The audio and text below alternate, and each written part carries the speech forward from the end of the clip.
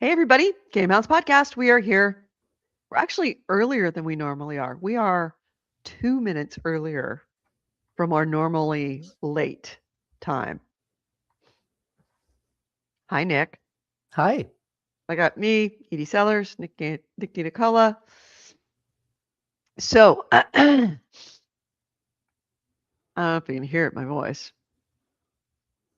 I got it. You got the sickness? Yeah, I didn't get it from Chris. Oh, I really? I survived was Chris. gonna say, I I survived Chris because it was more than a week before I came down with it. Because it was what? It's been 2 weeks since where he's do you been think you sick. got it? His dad. So Wait, did Chris give 94-year-old. it to his dad? No, How is that literally how is that possible? because his dad is an old man who goes to the VA and caught it at the VA or somewhere out there. And his dad, bless that 94-year-old man's heart, he's a very sweet guy, but he has no here's the thing about the Conways. They're very, very smart people, but they really shouldn't be last name Conway. Last name should be Dunning-Kruger. Oh, They're so smart that they just decide something and think it's true. Chris's dad says he is lactose intolerant, which is why we have to buy lactose-free milk. Meanwhile, I make him grilled cheese sandwiches and mac and cheese, and he loves cheese pasta, and he has pizza at least a couple times a week, and he says, "Well, there's not that much lactose in cheese." I'm like, "Cheese is 100% lactose. What do you think cheese is made of? It's it's a selective concentrated lactose milk. intolerance. It is like 10 glasses of milk in a bite of cheese." So, bottom Have you line, tried the lactose free milk and regular milk next to each other see, to see that's where it came up, is they were out of lactose-free milk at Costco, we had to buy regular milk, and I'm like, "Well, let's just see." And as soon as Chris walks in the door, he says, "Well, we had to buy regular milk." Well, Chris, Ah, shit, now he's gonna say he's lactose intolerant. "Oh, I'm horribly lactose intolerant," as he's eating a chicken enchilada. maybe So, he just likes the flavor of the lactose free milk better. no, no, the lactose-free milk is awful. So anyway, You at think least it's the awful. Costco stuff. Fun fact, the Costco stuff, lactose-free milk is terrible. The best lactose-free milk is the most expensive. That Fairlife stuff is pretty fucking good. Anyway, he also has no concept of snot equals virus. And you rub it on your hand, and then you rub it on a table, or you rub it on yourself, or you leave a snot rag for other people to pick up because the man does not pick up after himself. So he leaves snot rags all over the house that I end up picking up. So the girl child and I both came down with the cold. She got it 2 days before her final exams. Oh, oh my god. I Oh, got that it. sucked. That's I a got it that's 3 days before my birthday. I still can remember like getting sick in school and well, I can't fucking miss school, so I'm just gonna go to school sick and spread the disease That's like the exactly little what she had to plague do. bearer I am. But Yep. I would be there taking a test and it's dead silent because everyone's taking the test, but my head is down, so my nose right. So it's just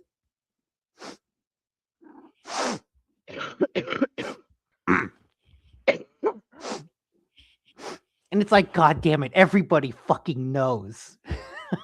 And I hated that. Yeah. I Just still remember that feeling to this day. Yep, me too. Just going to Ugh. school, sick as shit, not even thinking about it. Well, 94-year-old dad is of that same world, doesn't understand that these snot rags that you leave all over. And he calls them, oh, they're just my napkins. No, they're not. You're rubbing them all over your nose and you're blowing your nose into them and you're putting them on the couch, leaving them for me to pick up. So yeah, I came down with it 3 days ago. Actually, really 4 days ago. So I'm at the final stage. I'm Okay, so in the you it never went to my chest, thank God. So okay, so you I'm might be feeling better by the time Christmas actually rolls around. yeah, I'm feeling pretty good now. I had a rough night's sleep because of coughing, the dry Mm. cough. It's not in my chest, but there is a dry cough. And there's a little bit of schmutz that sinks down into my chest, but into my throat, but it's not actually in my chest. So it'll be gone Can before Out of Christmas. curiosity, can you hear the cat? No. Okay, because he's purring like a buzzsaw. There we go. I caught a little bit of it Ah, there. hey, Bingo. Oh, it's Bingo in the room? Yeah, Hey, Bingo Bingo. Healer. Hey, Bingo. And AC Wraith wishes you a happy early birthday. Yeah. Happy early birthday. Who? Oh, AC Wraith. thank you, AC Wraith. Yeah. Tomorrow. Um, I am. Any plans for it, or is it just too close to Christmas and the birthday will be celebrated later? I have to work. Oh, fuck that. Mm-mm. Nick is my babe. Hey, Sherilyn. He is the babe. He's the cat babe. All the cats love him. Mm-hmm. Okay. Thank so you. Thank you Shepherd. for punctuating that, Shepherd. Um, Yeah, working on your. Aw, that sucks. yeah, I gotta be there early because we have times a month we have the formal, full on all company staff meeting, dress up, makeup on, agendize the whole 9 yards. Twice a month is just the local meeting, which is just essentially is just going around the table and checking in. So you're This having is like the big fancy meeting. yeah, yeah, Wow, that's yeah, really late, way back, like way back in the month, late in the yeah, year. yeah. I have a feeling everybody's gonna be on Zoom except for me. And if that's the case, then I'm leaving right after the Yes, meeting. as you should. So let's start the show, and then I'll get into an interesting conversation I had with an old friend yesterday. Okay. If I can freaking find the music. Okay, here we go. Starting the show. This podcast discusses video There we go. games, pop culture, and technology, and these podcasters have big, fat potty mouths. If you're younger than 18 or are easily offended, please stop this podcast now. Oh, and your mom said to take out the trash and do your homework.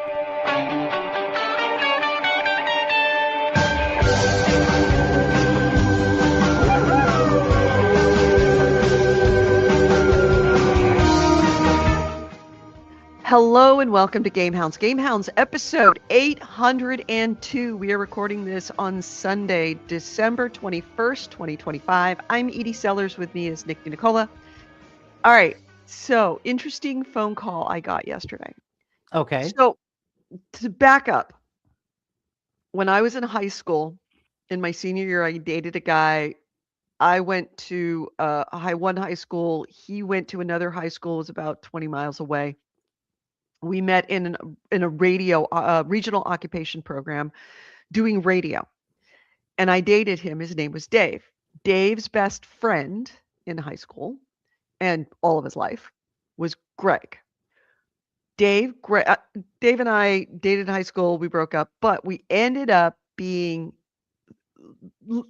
going to San Francisco State. Greg for journalism, Dave for radio, me for communications. And we all, because we knew each other, hung out in college, and we stayed friends all through college. Okay. And when I got out of college, Greg got his first job was at a newspaper called the San Francisco Independent. And Greg hired me as a stringer. He was a sports editor. He hired me as a stringer to cover baseball, high school baseball and high school softball games. That was my first writing gig. Had no experience in it, didn't know how to do it. Greg's like, "It's easy. I'll show you how to do it." So he taught me how to do it. From there, I got hired as a columnist or as as a Sunday, like, like those inserts that they put in for Sunday and they do, puff pieces inside of those. I got hired to do puff No, pieces as a I stringer. don't. Because do you know the Yep. last time I read a newspaper? All right, all right, all right. Well, they have that. They used to have that. Okay. And then I got hired as a neighborhood editor, and that is where I worked for almost 10 years Okay. right out of college. That was my first and then from there, the company that owned the Independent bought the Examiner, so I ended up becoming a columnist for the Examiner, and I ended up being a film critic for them as well. And then also that springboarded me into becoming a talk show host at KGO. So Greg, Dave, and I have been inexorably connected to each other since our childhood. Dave, Greg, and I all got ordained in college back in the day when you had to write a piece of paper, put your information Like in. married people ordained? With the Universal Life Church, back when you had to put a $10 bill into an envelope and mail it to them to become ordained. And we all agreed that we were going to perform the ceremonies for each other if we ever got married. I performed Greg's ceremony for second wife. He got married once, divorced, and then the second time I performed a ceremony. It didn't count because you didn't do it. He's like, "Oh shit. Nope, I've got to never- do it again." She was too precious for somebody like me. Both Dave and Greg performed the ceremony of, like, I couldn't choose one or the other, so they both did it. I had both Okay. of them do my wedding. Dave, when he had a destination wedding, and Greg and I didn't go, so Like, we nah, didn't do his that's wedding. too much. Yeah. But so we've been all connected to each other, and Greg is now in Atlanta, Georgia, or the thereabouts area. As he's a high school teacher now. Journalism, of course, fell apart, so he became a high school teacher. Um, he said that he got his master's in education, and then when he got done with that, he realized, and I haven't talked to him in probably a year and a half, 2 years, probably, yeah, close to more than 2 years. He got his master's in education, and then he realized he had all this free time, and he decided to sit down and write a book. So he wrote a novel. And we're all baseball fans. We're all huge baseball fans. Greg called me to ask me to write him an email giving him permission to use my name in his novel as a character. Okay. And I had to ask what I am. And he said, "You are the head of media relations for the San Francisco Giants, trying to deflect an uncomfortable situation for one of the players." Okay, A that's a delicate fun scene. situation for one of the players. And I'm like, "You couldn't have picked a better character for me." And I had to tell him about Chris, and he's like, "Wait, he likes baseball? He's from LA. He's not a Dodger fan, is he?" I'm like, "He's such a Dodger fan." He goes, "Oh, dude, why? That wasn't a deal breaker." And I'm like, "It almost was. It almost was." I just don't get you sports people. But I did say, "You can use my name on one condition." Apparently it is set. It's set a few years ago, but the players that he refers to are actually real players. Okay, does he need to get their permission? No, because they're public figures. He can use their names. Okay. But I said, okay. And the Dodgers do feature prominently in the story. Okay. And I said, "All right, you have to make sure, and this is a condition of uh Of using your the name? yeah, of using my name, uh is that if you refer to the pitcher, Clayton Kershaw, who is Dodger, great pitcher, just retired this year. Mm-hmm. Because if you refer to Kershaw, I require that you have me refer to him as Chokeshaw at least once. Because that's kind of his nickname. He's kind of known for choking. I mean, he's a great pitcher, but he's also known for choking. And he gained the name Chokeshaw. And it is the only thing, like Chris is constantly digging at me, like a fucking Dodger fan always fucking does. Just digging at me. And he always gets a rise out of me, so because I fucking hate the Dodgers. But the only time that I can ever get one back on him, and I could see the rage in his eye when I say I was it. gonna say like the single tear falling down. No, like the twitch. It's like the little twitch in his eye yeah. when I say it. When I call Clayton Kershaw Chokeshaw. So it's like, all right, just make sure in this book that I refer to him Chokeshaw once, because I know that Chris is going to read that book, and I know that he's going to read the word Chokeshaw spoken by me, and he's going to know exactly who required it to be in there. The Dodgers won the World Series, right? Yes, last 2 years, bastards. 2 years in a row? Well, when you buy Anyways, the I series, was just gonna say like the Dodgers fans were angry because we didn't just hand them the trophy at the beginning. They almost lost the series. The only reason why they won that series this year is because of a broken bat in the last swing. If that bat hadn't broken and that had been a line drive, the game was over. They would have lost to Toronto. I just feel like it's funny that he would get so upset at you saying Chokeshaw when he's like, well, the rings. Right, that's what it is. Oh, the rings. Oh, the rings. Fuck you. Yeah. Oh yeah, Chokeshaw. Apparently he didn't choke that much. No, he didn't. He was man, he's not here, so I can say it. He was an excellent pitcher, a fantastic pitcher. He left at the top of his game. He did a great job. He left. He actually he's no longer there. Left. No, he retired. But I that's why he's believe in at the beginning of I don't think he went all the way through the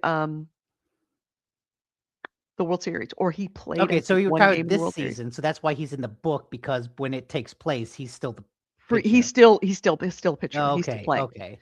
So I'm like, oh yeah, you definitely have to make me say Chokeshaw at least once. Just gotta find a way to get it in there. Look, like that's the author's privilege, right? We can do anything. We can concoct any situation. Well, this is my get back to him. The first night that I spent the night over there, you're staying over at somebody's house for the first time. It's a little awkward.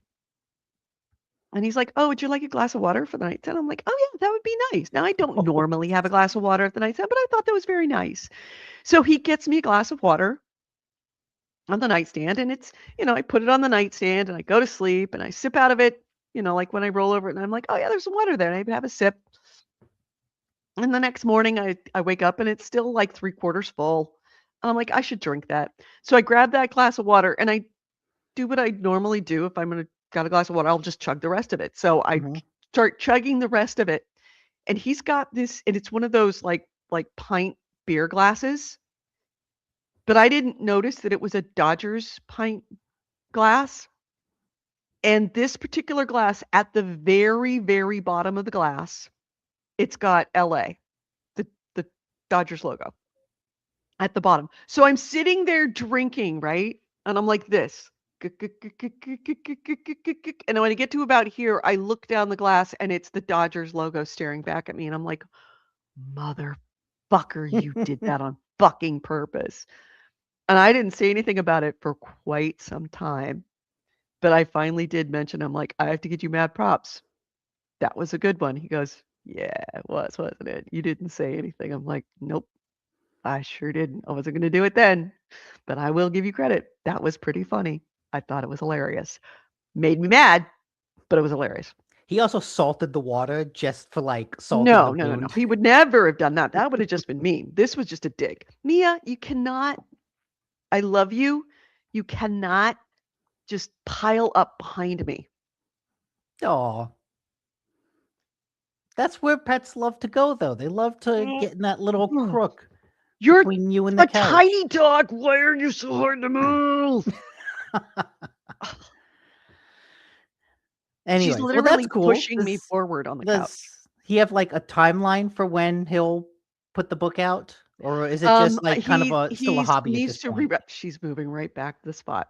Oh yeah, always. Oh, there. That's No, what no, they no. do. She's settling in. Okay, good. It's in the rewrite stage. It needs a lot of cutting. He's got to go. He's done all the work. He's done the whole thing. He's done the whole story. Now it's like essentially editing it down to a reasonable size. He says it's Okay. about. I'd be curious to hear about his forays into publishing, because that's apparently like a nightmare. As with Well, he's got as with every other, form of paid writing gig in 2025. So I'd be curious what he does. right. He's got a mentor that has a published author, so she's kind of walking him through it. But yeah, absolutely. Okay, so yeah, that's nice. He has like a contact who's done all that before. That probably helps. Yep. So so yeah, that's the phone call I got yesterday. So apparently I'm going to be in a book. I don't know if it's ever going to get published, but I am going to be able to read the early copies, and I'll make sure Chris reads it too. At the very least, you can have a draft to give to Chris. Yeah. Yeah. Oh, absolutely. I'm going to have him read it as well. I mean, input is input for an author. When you got a book, somebody needs input, but like, all right, how is it? Like, give me feedback before it actually goes to print. Does he read a lot? I know you read a lot. You read like a shocking amount. Like your Kindle is like 365 check marks every day. I am. I'm so angry that my Kindle desynced from my you lost the streak. I lost the streak. So I mean, at that point, you may as well just stop reading. That was quite some time ago. Let's see. Okay. Let's see. Where is my in classic reading insights? All right. So my longest weekly streak that got broken by it being desynced. What is? I don't actually have my phone with me. What's 279 weeks? My daily streak was 199 days. Oh, that's actually this year. 199 days is my daily streak record. Wow, currently 279 weeks. Do you know how long that is? Yeah. That's 5 years and 20 weeks. My current streak is 108. 108 weeks. Okay. That's almost exactly 2 years. Yeah, and the only reason my daily streak got broken, I don't know if you could see the days, the 5th and the 6th. Yeah. That was Friday, the Christmas Saturday? parties. The Christmas party. Ah, yes. I was too drunk to read before I went to bed. The bed was spinning. It's spinning. I mean, can you just like open the Kindle app and then close it? No, you actually do have to do some reading. Oh. But yeah, no, I'm a voracious reader. According to this year, I finished 21 books. Oh my God. So does Chris read a lot? Like, no, okay, but I think if I put a book in his hand, I probably will. In fact, I'm giving him books for Christmas, baseball books for Christmas. Okay. I was thinking of giving him a Choke poster, but and it's like a poster that actually makes fun of Kershaw choking. But I'm not going to do that. I'm not mean like a Dodger fan. That's a birthday gift. Maybe. No, I'm not going to do that. I'm not going to do that. Hey, look at all these new people. Where are you from, madam? We both, Nick and I, are in California, which is why we're going so, like dinner time or near dinner time on the East Coast, because we are constantly struggling to wake up early to. Wait, 1, 2, 3, 4. It's only 4 o'clock on the East Coast. All right. Well, that's when it's Sunday. That's when you start. That's when you start preparing for Sunday dinner. No. What? You don't do Sunday dinner? Like we eat dinner around 7. But isn't Sunday dinner something like, like you make something special Sunday dinner? Not really. We just get food. Hey, Ass, good to see you too. Anyways, that's way too early to start dinner. Page Hounds. Chaos says Page Hounds coming in 2026. No, we're not being Page Hounds. I don't read enough books for that, ironically. I read a lot of comics. I could do that, but not enough books. Yeah. Israel says, I haven't read much in ages, not even web comics. Oh no, every single night. I'm reading a series now called Dungeon Crawler Carl. It's all right. I've heard a lot about that. I've just heard that it's really it. popular. I just started it. It's not bad. It's not Okay. bad. I've had, I mean, it's a standard trope on the RPG lit sort of like, you know, some guy wakes up and finds himself in a dungeon. It's not so far my favorite. I found actually one that is very similar to that called Discount Dan. These And I'm really, really enjoying that one. But unfortunately, it's a fairly early series, so I'm like waiting for the next thing. Essentially, I have Kindle Unlimited, which allows you to check out books for free. Not all books, but a very vast selection of books. And so I have all of these series that I've read all the way up to the most recent entry. And the way I remember that I need to go back to that series is I just keep the most recent book on my in my catalog. Yeah. So, like when I end a book and then I go back to see, all right, let me check to see if any of these have come out. And I've now run out of space. I have to abandon a series. Okay. If it's been that long since you picked up the sequel, it's probably not worth picking up the sequel. No, a lot of people no, there's some of the better authors take a very, very long time to get their books out, or they'll be working on multiple series. So they're working on this series and then they take a break and then they work on this series and then they come back to this series. So it could be like a year, 2 years. Noobtown, the Mayor of Noobtown series is like that, where Ryan Rimmel, These the titles. author of that. Yeah. Noobtown is really, really good. I really like that. What is it? It's not Ascend Online. What's the one that is Awaken Online? the Awaken I've heard Online? about that. That series is so good, but man, he's very, very slow to write. There's already like 12 books out, aren't there? What? Yeah, there's at least 12. Because it's not only just the series, the main story, but there's all these branching stories that go off of it. And then, of course, those branching stories kind of get included into the main story.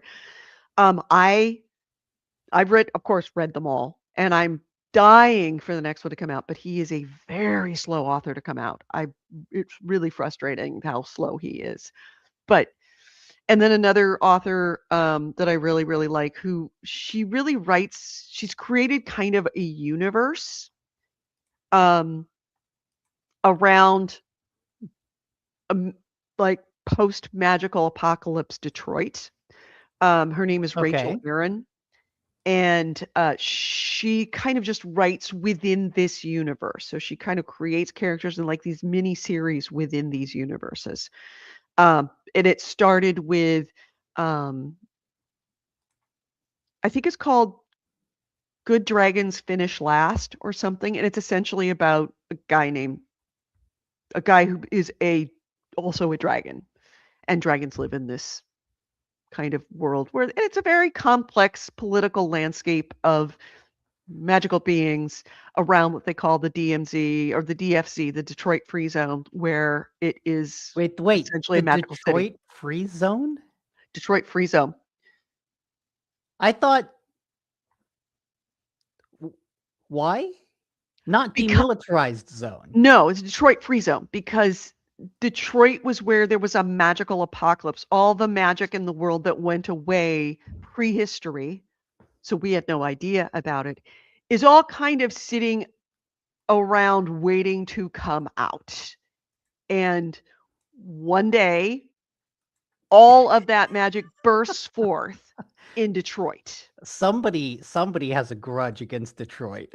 Well, it actually bursts forth in a lot of places, and it causes Okay. mass global chaos. And the way that it's settled, and this is essentially the underpinnings of the books. It's on about this doesn't happen during the books. This happens pre the books. That the way that they've handled all of this magic happening everywhere is to create kind of they negotiated, hey, okay, you can't be everywhere because it causes mass chaos with the non-magical people in this world. You can have Detroit and this Detroit greater metro area. This is the Detroit free zone where magic reigns. Everything's possible. You can do anything. There's no essentially this is your center and you can have this center. Elsewhere, magic is highly regulated, if Detroit is not outright magical. banned. I'm speechless. If magic Well- is myth, Detroit makes sense. But yeah, Rachel Aaron has written some fantastic books within the world of the Detroit Free Zone that have to do with Also, dragons, that have to do Andrew, with lots of cool things. the title of your book is I read so many RPG lit that I woke up in a fantasy dungeon. Yeah. Well, Oh yeah, and if it Ezio happens, said- Nick, find me because I have read all the books. That's I true. know how to handle this. Do you know one? Do you know Storm Thief? I have written the Storm Thief, or I have read the Storm Thief. Okay. Yeah, that's Rachel Aaron's, right? Storm Thief. I don't know. That's just Ezio said that's his favorite book. I know I've read it. I know I've read it. Then there's a whole massive series that is called The Good No, Guys and the that's Bad. Chris Wooding. Why do I know that name? I must have read it. Because it's definitely a familiar to me. There's another massive series that I also like. That's a series that will eat up several months, if not years, of your life. That is essentially same idea. It's a world, and people have been from this world have been transported to there. It's kind of a theme, but it's called. There's two big series that are both existing simultaneously in this, and one is called The Good Guys, and one's called The Bad Guys. And Wow. both of them are awesome, and they do meet up with each other. Creativity abounds. But they're really, really good. It's really about world building and creating these very interesting worlds and doing it in a very funny, dry way. That's why Mayor of Noobtown is so funny. God, that book is so fucking funny. So yeah, Fuck, that guy's this whole funny. genre is American isekai. Mhm. Isekai? Isekai? Isekai? I think it's isekai, yeah. Yeah, it's American isekai. Yeah, thank you for the books by Rachel. There you go. There's the books by Rachel Aaron. She's very, very. She was the one that got me into these kinds of books. And thank you for the link to Clayton Chokeshaw. Bastard. Okay, well, amidst all of this reading, yes. Do you have any time to play games? Yes, I have played a lot of Balatro. Oh my god. Oh my god, have I played so much Balatro. The Balatro mobile. I'm looking over at my phone thinking to myself, could I sneak some in while I'm down here? It's the Balatro mobile it was so worth the money, and it's the most money I've ever spent on a mobile game before. I don't do mobile games. I don't like them.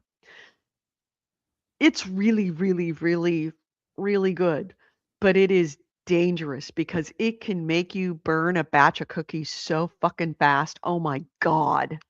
It's like, okay, 12 minutes. Siri set Suddenly my the alarm for smoke 12 alarm minutes. is going off. Right, exactly. Oh, I have wrecked so many meals because of Balatro.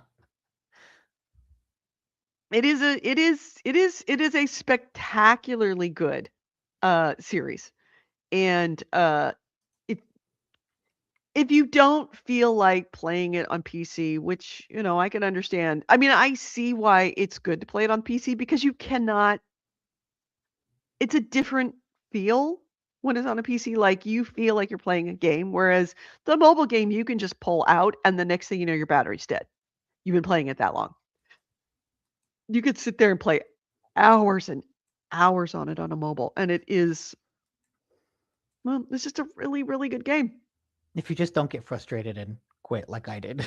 Yeah, you need to go back in. That's the thing is it's hard. It's a game. It has to be hard. It has to be challenging. But that's what bothered me so much about it is it wasn't hard. It was Until it got hard. No, it was here's a problem that you can't overcome. I'm okay with skill checks. I'm okay with bashing my head against a hard boss over and over again until I beat it. I don't like the feeling of I lost before I already began because I like the card it pulled is a card that said, "Hey, that build that you made, it no longer works." So, haha, too bad. Yep. You're screwed. There's an element of luck. There's absolutely an element of luck. And that is what absolutely kills the game for me. Like, I've thought about going back. I've thought about picking it up. But if there's an element of luck to it, even if it's just a little bit of luck, then it stops being a game and it becomes a slot machine. Then it's just gambling. It's no longer like an interesting tactical strategy game because your strategy can get undone by bad luck. And at that point, if your strategy can get undone by bad luck, then luck is the defining factor in success or failure, not strategy or skill. And at that point, like, why? Yeah, it is. It's a combination of luck of what jokers you're offered, and like I only played for like when you get them. And I admit I only played for like an hour, so maybe there's nuance in it that I'm missing. But like I encountered what felt like bad luck that was part of the design, not just oh, you had a bad run, but like, oh, I felt like the game bent the laws of the universe to force me to lose. And it was like, oh no, you took it personal is what you did. It's not personal. It's just the random draw. I had that happen last night where I had this fantastic run to beat this deck. I've been trying to beat this deck. This deck is nothing but hearts and spades. I should be winning this so easy. It should be nothing but flushes. It should be great. And I'm building based on the flushes. I'm building and building, and I get up to the final round, and I've, spec'd it so spades are going to be the ones that give me the multipliers that like give me the, 60, 70,000 point hands. Mhm. And the last run, I'm doing fine. I run out of of uh um of discards, but I'm like, I'm okay. As long as I get 2 spades in this next draw, I'll be fine. And I get all hearts. It's like, fuck! And it's like, And so that I feel like is okay because that is the RNG inherent in like the design of poker. I don't understand why you're okay with RNG, but you're not okay with luck because that's what RNG is. It's when the game, it's like I said, it's when the luck supersedes any strategy. It's when the bad luck, the way Balatro is designed is like you said, you discard certain cards, you get jokers that augment your hand. You had it so that spades give you so many points. It's a game that encourages you to build out a strategy, to like augment and manipulate your deck in certain ways. And the more you can do that, the more you can focus on making spades the big deck. Oh, I'm going to discard heart cards. I'm going to add spades. I'm going to make the spades into special cards. Like the more you design a build, you are building a character, right? It's like a D&D build. It's your build in any RPG. You're speccing your character. You're speccing your deck. But then there are It's not just that you got to the hand and the RNG didn't work out. I got to the last hand and it was, hey, all of the hands that you used will no longer give you points. So basically, the game said that build that you made, it no longer works. And that's like the game. But you That's can look that's the ahead and game. see what it's gonna be at the But I the can't very skip beginning that. of that run. But I can't skip it. No. But there And are things it felt frustrating because it felt like the game encouraging me to embrace all of the mechanics and then punishing me for embracing all the mechanics. And that's when I was like, you just play a this little bit is more, play a bullshit. little bit more. You just obviously had a bad run that got under your skin. But like Try it again. but now the well is poisoned and I don't know if I would ever enjoy it because I would just go, oh, I didn't get a good hand. This is bullshit. Fuck this game. Oh, this didn't work. Fuck this game. Like now the well is poisoned and I don't know if I can come back from that. Yeah. I Well, also just don't like roguelikes because I think the whole genre is like inherently a little bit bullshit. it is, but that's what makes it challenging. And once you beat your first few decks, then you can actually get challenges. And I haven't played challenges yet. Chris says challenges are really fun. I would rather just play a good Souls-like game. Just give me Mm, a boss with a true. bunch of But attack moves that I can parry. Like that but is it my is kind so of bullshit. convenient on a phone. It is so convenient on a phone. That's true. That's nice.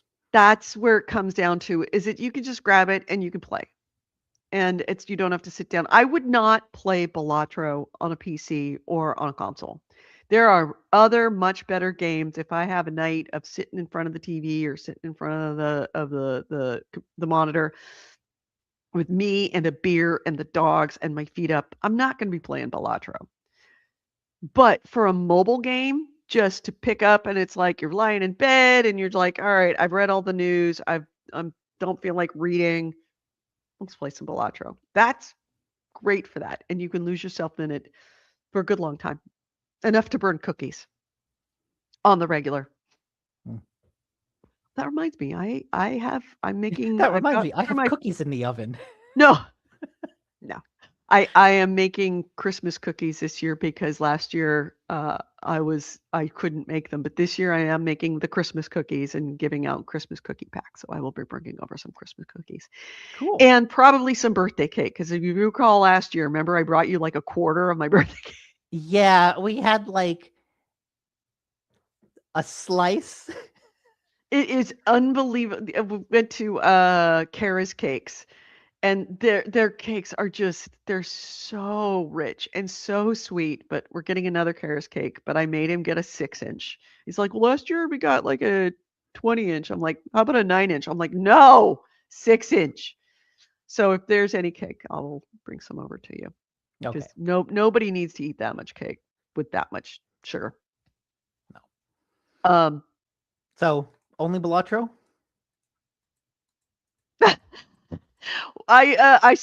She spent $12. Where does she have the time to work and afford that with all this baking and reading? Hey, I'm bring home the bacon, fried up in the pan, and never let you forget you're a Also, man as kind of Anthony Race woman. points out, you visit less auction sites.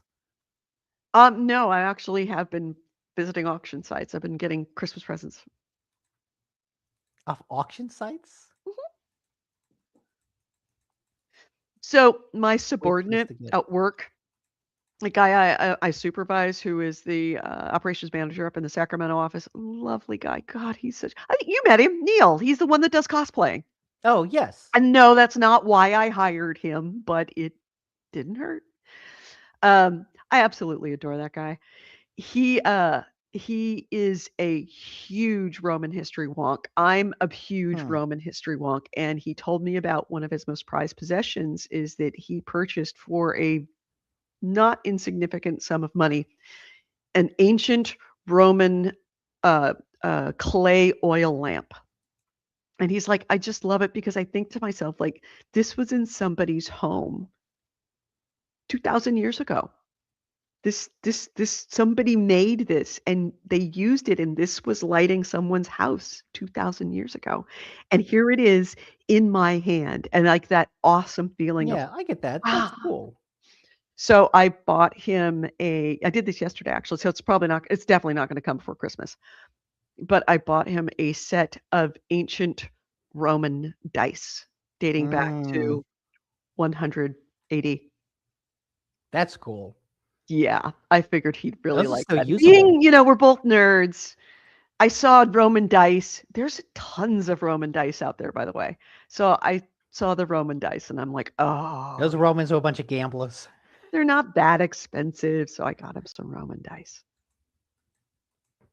That's cool. He sent me flowers on Friday for my birthday. So that's the kind of relationship we have as a Nice. supervisor and supervisee. He's a good guy. I'm keeping him. Ezra says he likes World War II. Any World War II dice? Oh, if you Out like there? oh, Jesus. There's definitely a lot you Yeah. can get from that era. Yeah. Well, my dad was in World War II, so I've got all the World War II memorabilia, and let's face it, some of it a little problematic. But if you are into World War II stuff and or any war stuff, there's auctions. I can tell you right now, there's an auction going on right now with Spanish American War, not so much some Civil War, lots and lots and lots of World War II memorabilia of both the less problematic and the more problematic type. Yeah, I mean, if it wasn't going to get me like flagged on YouTube and stuff, I'd go right now. I'm sure somebody is selling some kind of that stuff's all over the place on auctions Auction all sites. the time. Hmm. So, Yeah, I don't think there's not like a particular era or something that I'm like a fan of that oh, really? I collect stuff from. I got into ancient Yeah. Rome. This is kind of really making me feel super fucking old. Are you old enough to remember Masterpiece Theater? I know the name of it because I'm old enough to have watched shows that made fun of it. Okay. I'm old Mas- enough to get the jokes that refer to it. Like I've never seen Yeah. the Three Stooges, but I'm old enough to have You've watched never seen the Three Stooges? No, but I'm old enough to have watched like the cartoons that parodied the Three Stooges. Got it. Okay. Masterpiece Theater. Oh. They would take a British series.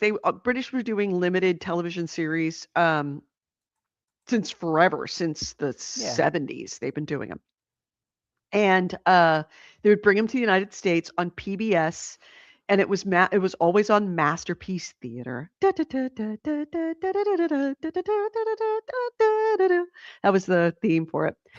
And it was Sunday nights, and we in my house watched Masterpiece Theater religiously every Sunday night for my entire life. And my favorite Masterpiece Theater series, as I was probably 9 or 10, was I, Claudius, starring Derek Jacobi as Claudius, and including, I'm having a brain cramp, Jean-Luc Picard, the actor played Jean-Luc Picard. Oh, Patrick Stewart. Patrick Stewart with hair. When Patrick Stewart had hair, he was in it as a Centurion. So yeah, it's just which was essentially the story of a romanticized. It's based on a book called I, Claudius. It's essentially the fictionalized memoir of Claudius Augustus Caesar, who had a stutter. He had walked with a limp, and is arguably one of the better. What are you putting up? There you go. Oh, there we go. Patrick Stewart with hair. Yep. So, yeah, I absolutely loved I, Claudius. Absolutely fell in love with it. And Is that a at 11 Shakespeare years old, read the play? book, Like, read it what is that? regularly over and over again. Is that a Shakespeare play? No, it's based on a book called I, Claudius. Oh, And I've read the book many, many, many times. Like I said, it's a fictionalized memoir of this real Caesar, this real Roman emperor, named Claudius Augustus Caesar, and he was kind of the he was in line for the throne, but because he had he had a speech impediment, he stuttered, he was seen as an imbecile. Because he was seen as an imbecile, all of the machinations and the murders and the schemes and stuff, they all just passed over him because Claudius is an idiot. The thing is, he wasn't an idiot. He was very, very smart. He just was physically and, speech-wise disabled. And eventually, he's the last one standing after who's the really bad Caligula. After Caligula is slaughtered because he is such a fucked up fucking fuck up, he's the only Caesar left, and the guards make him emperor because and they think it's hilarious because here's the idiot on the throne. And the thing is, he's not an idiot. He's actually very, very, very, very smart. So I don't know how much of it is actually true. It's based on history, but it's fictionalized. But it Yeah. is so good. If you think Game of Thrones is good, Game of Thrones ain't got nothing on ancient Rome as far as who was murdering who and who was poisoning who and who was sleeping with who I mean, that's and where the who was inspiration somebody's comes from, actual right? father. It's politicking, medieval politicking, but with dragons. Yeah, it's medieval. It's essentially minus the dragons, but including the Colosseum. Yeah. Yeah, which honestly, It's I'll take dragons over the Colosseum. yeah. As Yo Helsing said, going back to World War II, I like learning about World War II, but I don't have the money to buy any of that stuff. Yeah, And then I'm AC Rich also a bit said, of a I got a dagger my grandfather picked off an enemy soldier. Had I realized at the time what was carved on it, I would not have asked for it. yeah. As anybody that has, because my dad was in World War II. Yeah, I Awesome. own some problematic memorabilia from my dad picked So- up on the way home. So we were comparing, I Claudius to Game of Thrones. At least ancient Rome ended. No, it hasn't. It hasn't. It hasn't. Do you know who is the head of the Roman state currently? An American. His name is Pope Leo. That is where the Roman state is today. That is the direct descendant of the Roman state. Is the Vatican. I don't know. I feel like some Holy people Roman would Church. say if an American is ahead of Rome, then Rome is dead. No, not Rome.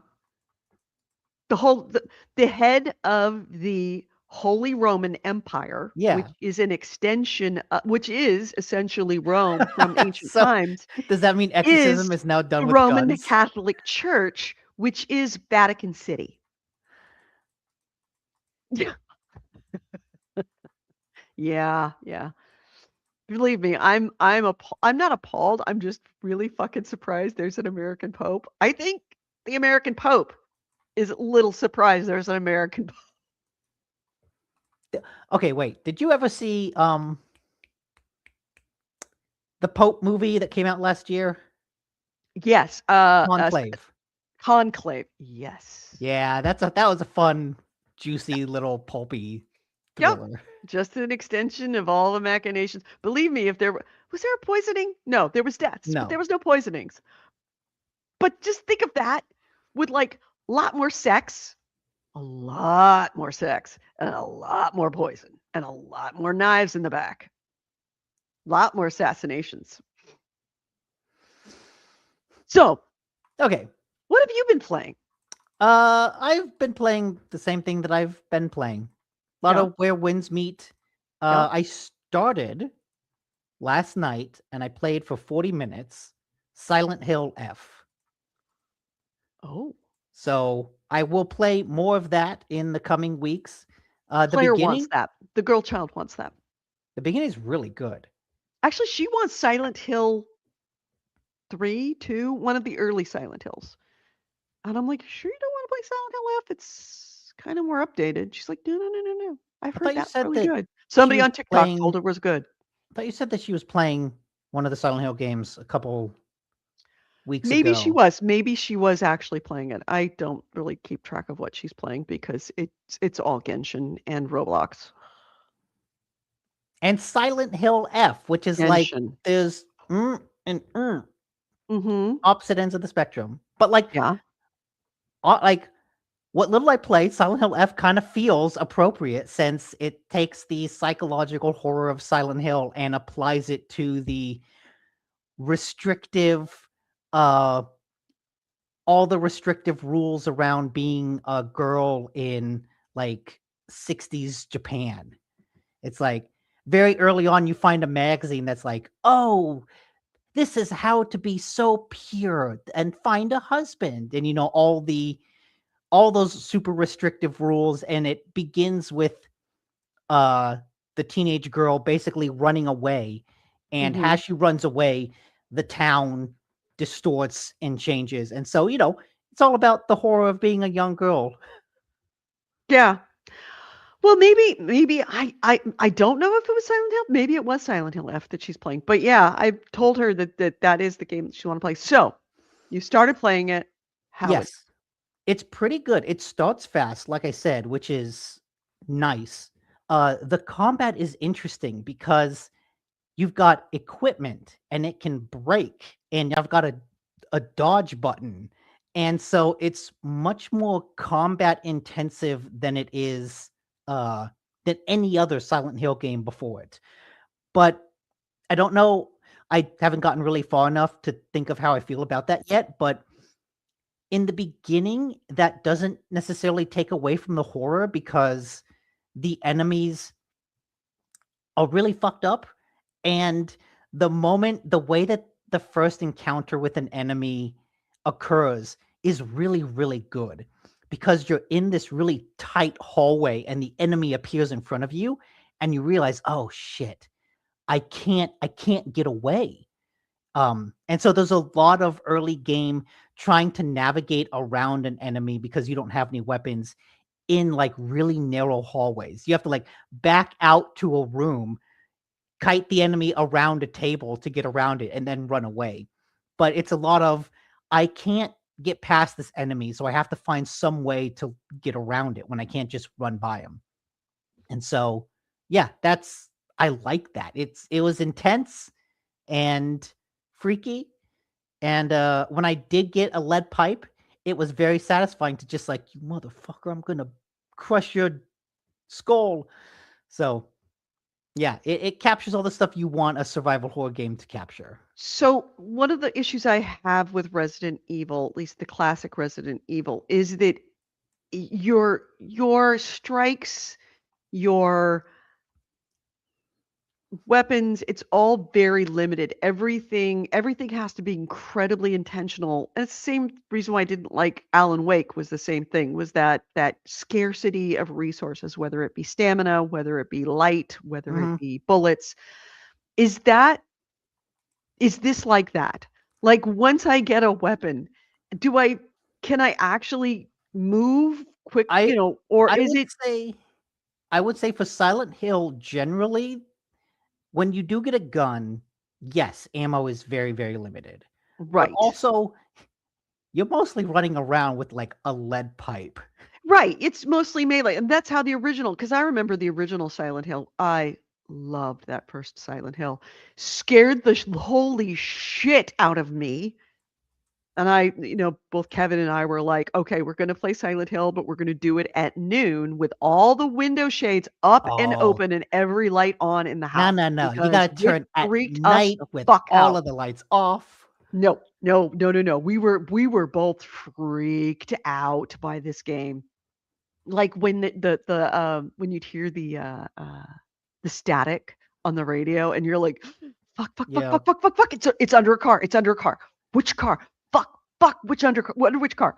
And so there was that, but you never I don't wanna say you would not want to encounter these things because they would move so fast, but it wasn't like you'd be in a situation where like in Resident Evil, I would find myself unable to fight. Like I'm cornered and I cannot fight. Or that's I don't like that. Like there was no way I could get out of the situation. I couldn't run, I couldn't swing, I couldn't fight. That I found it frustrating. Mhm. The like I said, the dearth of resources that is created by the game and is supposed to heighten the tension, but all it does is heighten the frustration for me. Fair. This is not that game? I Because I mean, kind of want to play it, but I kind of don't want to tell them that I'm playing it because then they'll think I'm okay with horror movies. like it's a survival horror game. Like I said, I've only played about 40 minutes last night, late at night. So I'm not too far into it, but I know it is a Silent Hill game, and that sort of resource scarcity is kind of core to the genre. This one also has a much more a heavier focus on melee combat. In the Mhm. video, there was a moment when the girl was surrounded by a couple enemies, and she like juked, dodged around them through a doorway around, and that's not something you could do in any Silent Hill game before. You were always way slower, way heavier, and in this game in combat, Hiniko, I forget her name. I'll figure it out later, but she's way faster in combat. Mhm. And yeah, Silent Hill 2 is the game that people always talk about. The remake, the really like well done remake, came out a couple years ago. Perfectly reasonable if you like that one better. And yeah, I did hear that they're remaking the first one, which Mhm. is like a natural extension after the second remake did so well. Like, yeah, remake the first one. Although I I I want them to remake 4 because I think Silent Hill 4 is one of the freakiest fucking games ever. Like I have a soft spot for just how goddamn like disturbing that game is. It's a game that like really just wants to fuck you. And I'm okay if a horror says the game guy who didn't like Balatro. By the way, going to go make a cup of coffee. Okay, I'm okay if a horror game wants to fuck me over because that's part of the experience. It's a Well, isn't that like part it's of a power roguelike what is is? it?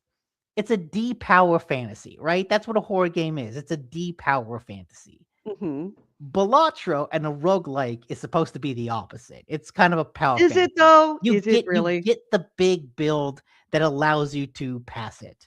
Mhm. I don't play a horror game to be like, yeah, I'm gonna kick this guy's ass. This is awesome. I play a horror game to like be scared out of my mind. I play horror game.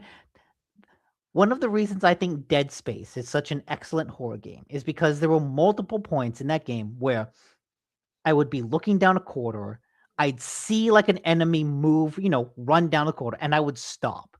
And I'd just be like, I don't want to go forward. Yeah, I I had don't that. want to That move. Silent Hill is I like that. It's like just I gotta go down it, but I don't want. I don't want to move, but I have to. God damn it. And God damn it. that is a great feeling for a horror game. Yeah, that's Silent Hill. That's exactly what Silent Hill was for me as well. Yeah. But I did like that too. That was definitely something that was a pro for it. That being said, Resident Evil was I don't want to be here at all. Don't like this at all. Now, I will say this, that was like Resident Evil. I don't even remember which Resident Evil it was. I think it was 1 or 2, maybe 3. But Yeah, early one. Hey, look, if early, you one of want an the action early ones. game, play Resident Evil 4. That's the game where you get to like shoot axes out of the air so that they ricochet back into someone's forehead. Right. See, that's kind of cool. And I didn't hate the Resident Evil demo that we played at PAX. Oh I yeah. don't know that which one was that? That 7? Requiem. A Requiem, that's right. That's a new one, the brand new one. Yeah, I didn't hate it. I also didn't buy it. There's a reason. Yes. It's not something that I would go out and spend money on. But So if that's right. I was sitting in a room with nothing else but a TV and a console and a game, and that game, and there were no other games, I'd play it. You'll play it at a convention, but if you're at home with the option to play literally anything else, Anything? Yeah. I won't. so Yeah. like Chris watches a lot of horror movies. Does he play a lot of horror games? Um, he doesn't play a lot of horror games. He doesn't play a lot of anything but mobile, which is kind of funny because he works on Call of Duty and, Perfect Dark and other, big games, but the But he only doesn't game play the we games. really saw him that we've ever the only game we really ever played together at any amount of time was Diablo. Hmm. And the only game I have seen him like spend like every time I walked in the room he was playing it was Civ, the new Civ 7, Hmm. Civ 9, Okay. whatever it is. So he's mostly a mobile guy because when he's done after sitting in front of his computer for 7 to 8 hours, he doesn't want to be sitting in front of his computer. He wants to. It's the same reason why I'm a console game player Yes. It's and not. haven't been a PC game player, which is why I'm so excited about the Steam Deck. Is because I can play a PC. I can have all the benefits of PC with all of the things that make consoles appealing to me, which is not being in front of my screen. Yeah. No, I'm with you. I sit in front of a computer for work all day. The last thing I want to do when I come home is sit in front of a keyboard. Right. Right. Yeah. Well, It's I like was when I was a film critic and people were like, "Oh, did you go see any movies this week?" I'm like, "No." Well, why wouldn't you go see one on a weekend? Because that's what I do all week. The last thing I want to do is go sit in a dark room. That's what I do for many hours a week. I'm not going to go to a movie on the weekend. I'm going to go out and touch grass. well. I asked because he might really enjoy Resident Evil 7. Hmm. I think that was one of the scarier games. I think that is probably one of the most intense Resident Evil games out there. Uh, and it has a lot of emphasis on like AI because you're wandering through a house while this AI character hunts you down. Hmm. Would you recommend Silent Hill F to him so far? I mean, how far are you in? You're not very far. I You only I said played 40 minutes. 40 minutes. Yeah. Are you going to continue playing it? Oh, 100%. Okay. I really enjoyed what I played. I'm looking forward to doing more. I I was sitting in front of my TV and I thought, okay, I could play Where Winds Meet, but like I've only got about an hour to play something. I need to branch out. So I had bought Silent Hill F like a couple weeks ago because it was on sale for Halloween, and I thought, okay, I need to play something else. I need to branch out. Right. I bought I bought a bunch of games for all the Christmas sales, and I can't purchase all those games and then keep playing the same free to play game all my free time. I Right. need to actually play the things I buy. Yeah, and I think that maybe that should be our New Year's resolution because I have bought so many games on your recommendation and especially this year not played them. I think that might be my New Year's resolution this year is Okay. that will everything that I buy in 2026, I will play in 2026. That's If you tough to can make do. that with me. I would just say play Expedition 33. Just play the intro. No, I have Just to. play the intro. That's I'm all you probably got to do. Play it well, for an hour.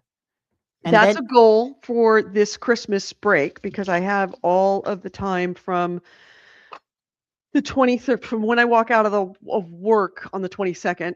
Hopefully, it will be earlier rather than later. From when I walk out of work on the 22nd until I come back on the 3rd, I think it is, I will be playing.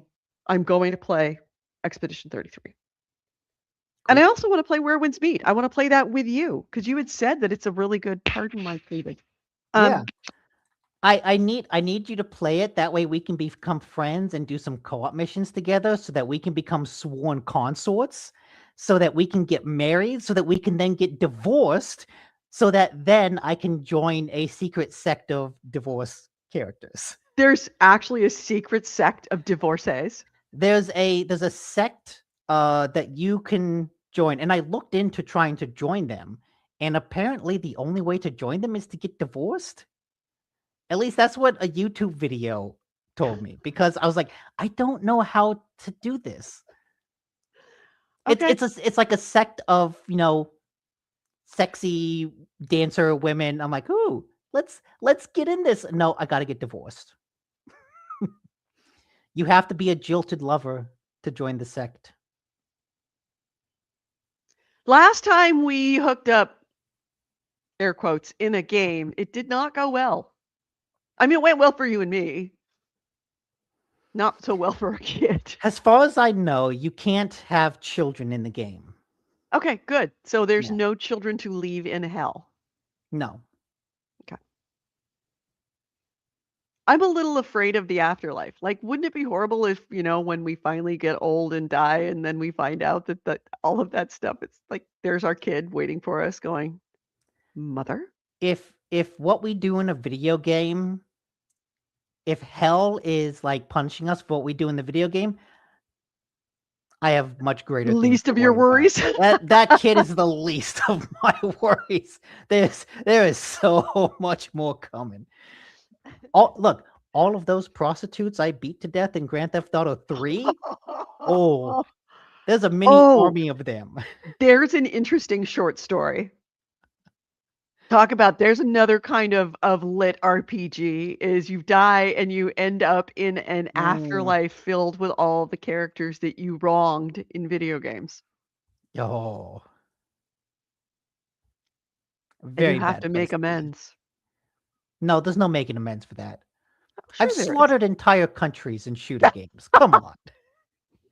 Look, But in a single Call of Duty, I killed the entire population of a major city.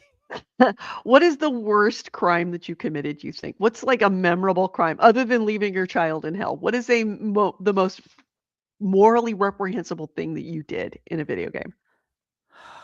I mean, I remember there was an achievement in Red Dead Redemption that you got for kidnapping a woman, tying her to the train tracks, and then having a train run her over. Oh yeah, that's right. I forgot about that one. I got that one too. I mean, and look, there's all the Sims that I drowned in a pool by removing the stairs. That's right. The girls' school slaughter in Deus Ex 2. I forgot about that one. The Girls' School Slaughter Deus Ex 2? I don't remember that. Yeah, yeah. That was very much a thing.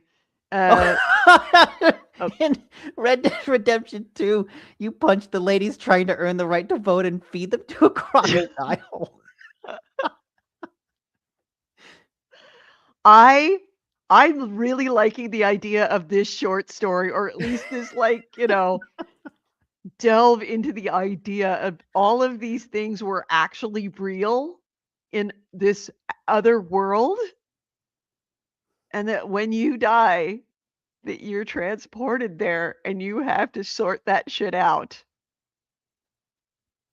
That it wasn't how you lived that determined whether you go to heaven, it's how you played. Because that's Nah. really, because how you live, I mean, walk with me here. How you live is very much dependent upon fate, dependent upon external forces beyond your control, your economics, the politics, where you were grown up, what people did to you, things like that. There's so much that you can't control in a life that you can't really decide if someone is a good person or a bad person based on how they live their lives. But in a video game, it is 100% under their control. And that is where you actually do see the moral makeup of the player, the kind of actual person they are in their soul when nobody's looking and there are no consequences. Yeah, but there's also no consequences, so it's all good. Until you realize the afterlife is based on not what you did in your life, good or bad, but what you did in a video game, good or bad. That sounds as unfair as Balatro. That is some Well, bullshit. life and death ain't fair. The Universe is afterlife not ain't fair. fair. That's the way it goes. Life ain't fair, death ain't fair. It's just the way Yeah, things go. as it basically says, anyone who plays video games was screwed over. Yeah. Yeah, anyone who Right. plays FPS games. Oh yeah, anyone who played an MMO game. Oh, God. I try to be good. Well, actually, it was Peter Molyneux who said, and this is the Oh, kind of I conversation also I would love to have with Peter Molyneux. Um, I know what I did. what?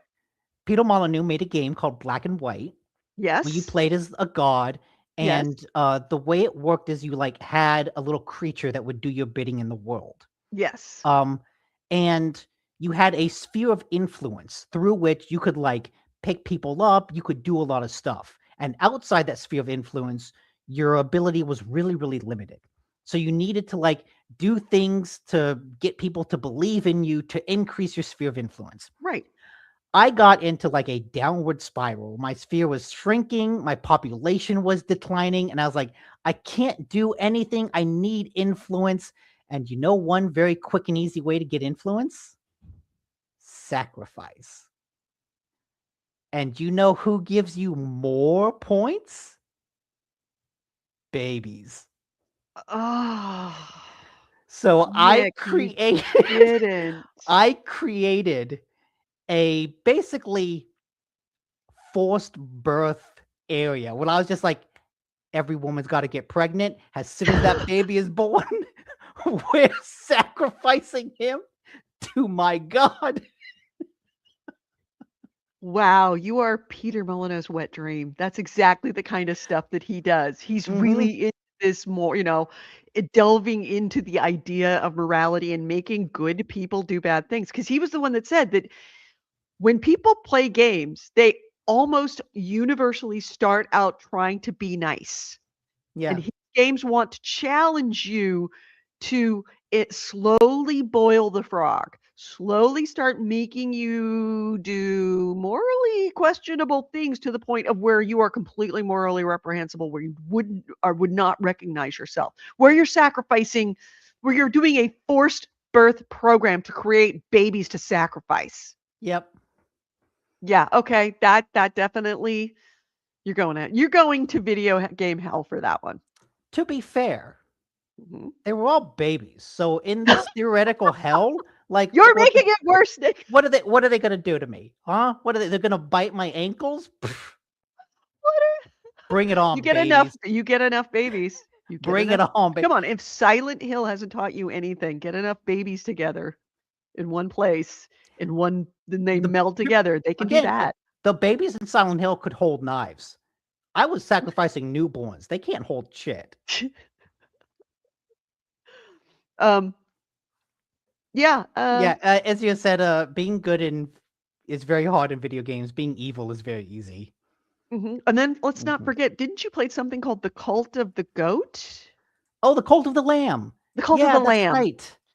You were doing some pretty reprehensible things in that, weren't you? Not For two creating your things. Like cult? I was a good god with my cult. I was killing a lot of evil demons. Were you? We had like ceremonial orgies. That's where all of our faith came from. Oh, wow, I almost made coffee come out my nose. I wasn't sacrificing people. We were just fucking for fun. We We are weren't fucking for officially procreation. changing the name of the show to I just had what was it? Ceremonial orgies. Yeah. All right, we are changing the name of the show right now. It was just ceremonial orgies. That's That'll actually get us the hits. a very fun game. Oh Like yeah.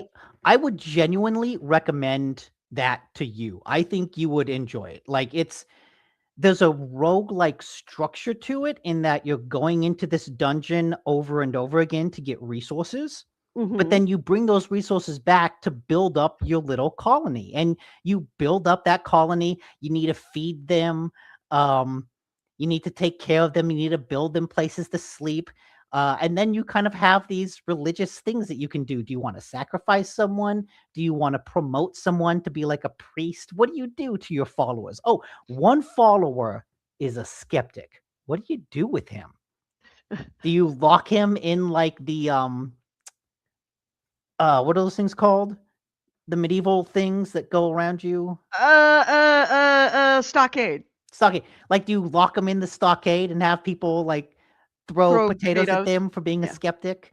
and then put them through like, reintroduction, reintegration into Re-education. society, Re-education. re-education. Yeah, put them through re-education. Fun fact, you can't put orgies in a Twitch title. I had to change it to love fests. Oh, I see. It was just ceremonial orgies. Yeah, but in Twitch it's ceremonial love fests. Ah. But you know what we mean. Oh, I know. I was a part of it. So, moving on to what other games have you played? What other games have you played? That's it. I bought a couple games just last night because the sale was ending. What did I buy? Oh, it's over. got- I didn't realize the game was over. It was over. Bummer. No, there was a PlayStation sale, but there's also Oh. like another holiday PlayStation sale still going on. Well, there's one the of the Twitch games- sale. I mean, the Steam sale. Oh, the Steam sale like just started. It's going on until I was going to January. say, didn't it just start? Yeah. But one of the games that I wanted to get that was ending yesterday was one called Tainted Grail: The Fall of Avalon, which is like apparently a kind of That win a indie game award? I don't think it did, Was it but nominated? Because I know the name. you probably heard it. Spiffing Brit did a lot of videos about it. It's a very That's who it is. Skyrim-like game. Yes. And so that got me excited. All right. I got that one. I got this VR game that's supposed to be like really fun because you can talk about doing terrible things. It's like a Colosseum, Roman Colosseum, Yeah. where you can like hack off someone's limb and then grab that limb and use that as another weapon to beat them with. Beat them to death. Yeah, that's great. Awesome. You can rip off their heads and shit down their necks, just like they proverbially always Absolutely. threaten to do. And I forgot what else I I'm really got. surprised that hasn't been a mechanic in any game. Shooting is hard to do. Is it? Yeah. And So yeah, that's basically all I played. I want to play more over the next couple weeks, like a bigger variety of things. So I'll have more to talk about then. And TSL Helsing says we all need to play Warframe or ESO. I don't know if I'm ever going to go back to ESO. That's gotten so beyond. Oh, also apparently, shooting down someone's neck was a boss death cutscene in Duke Nukem 3D. Oh, nice. Okay, good. I'm glad at least somebody did that, because then we'd have to put it in Ookie Bookie Spelookie. Rip off the top of the cube and use it as a litter box.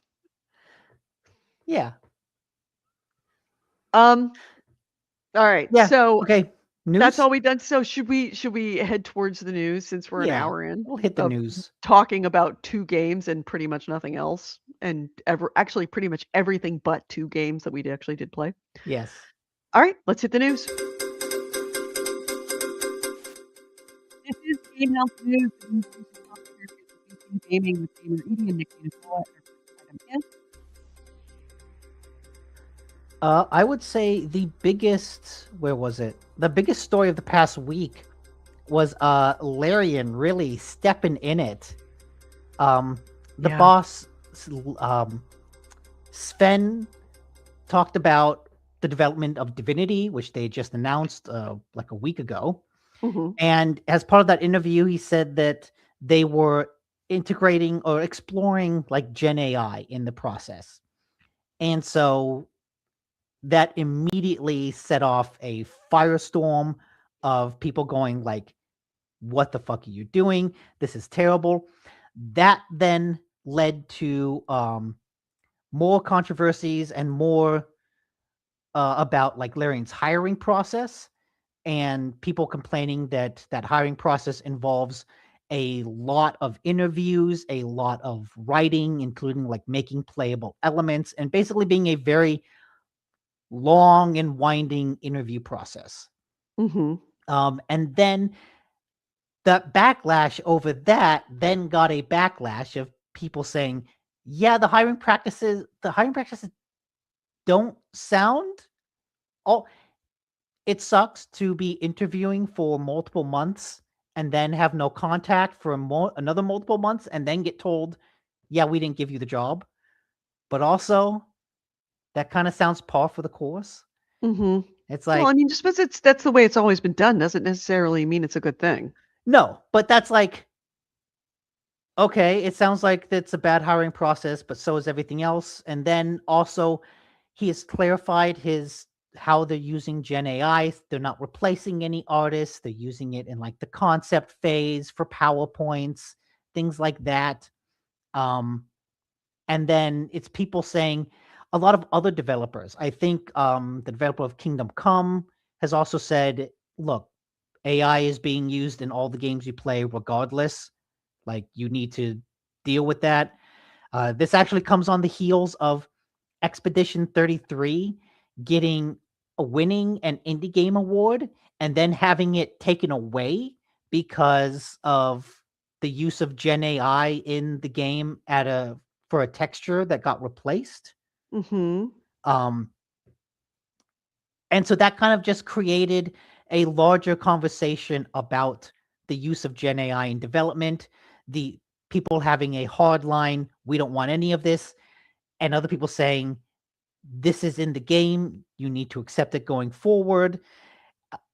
Controversy about that, about where is the line? Is there a line? Where do you have that line about the use of Gen AI in development? What is a proper use? Is there a proper use?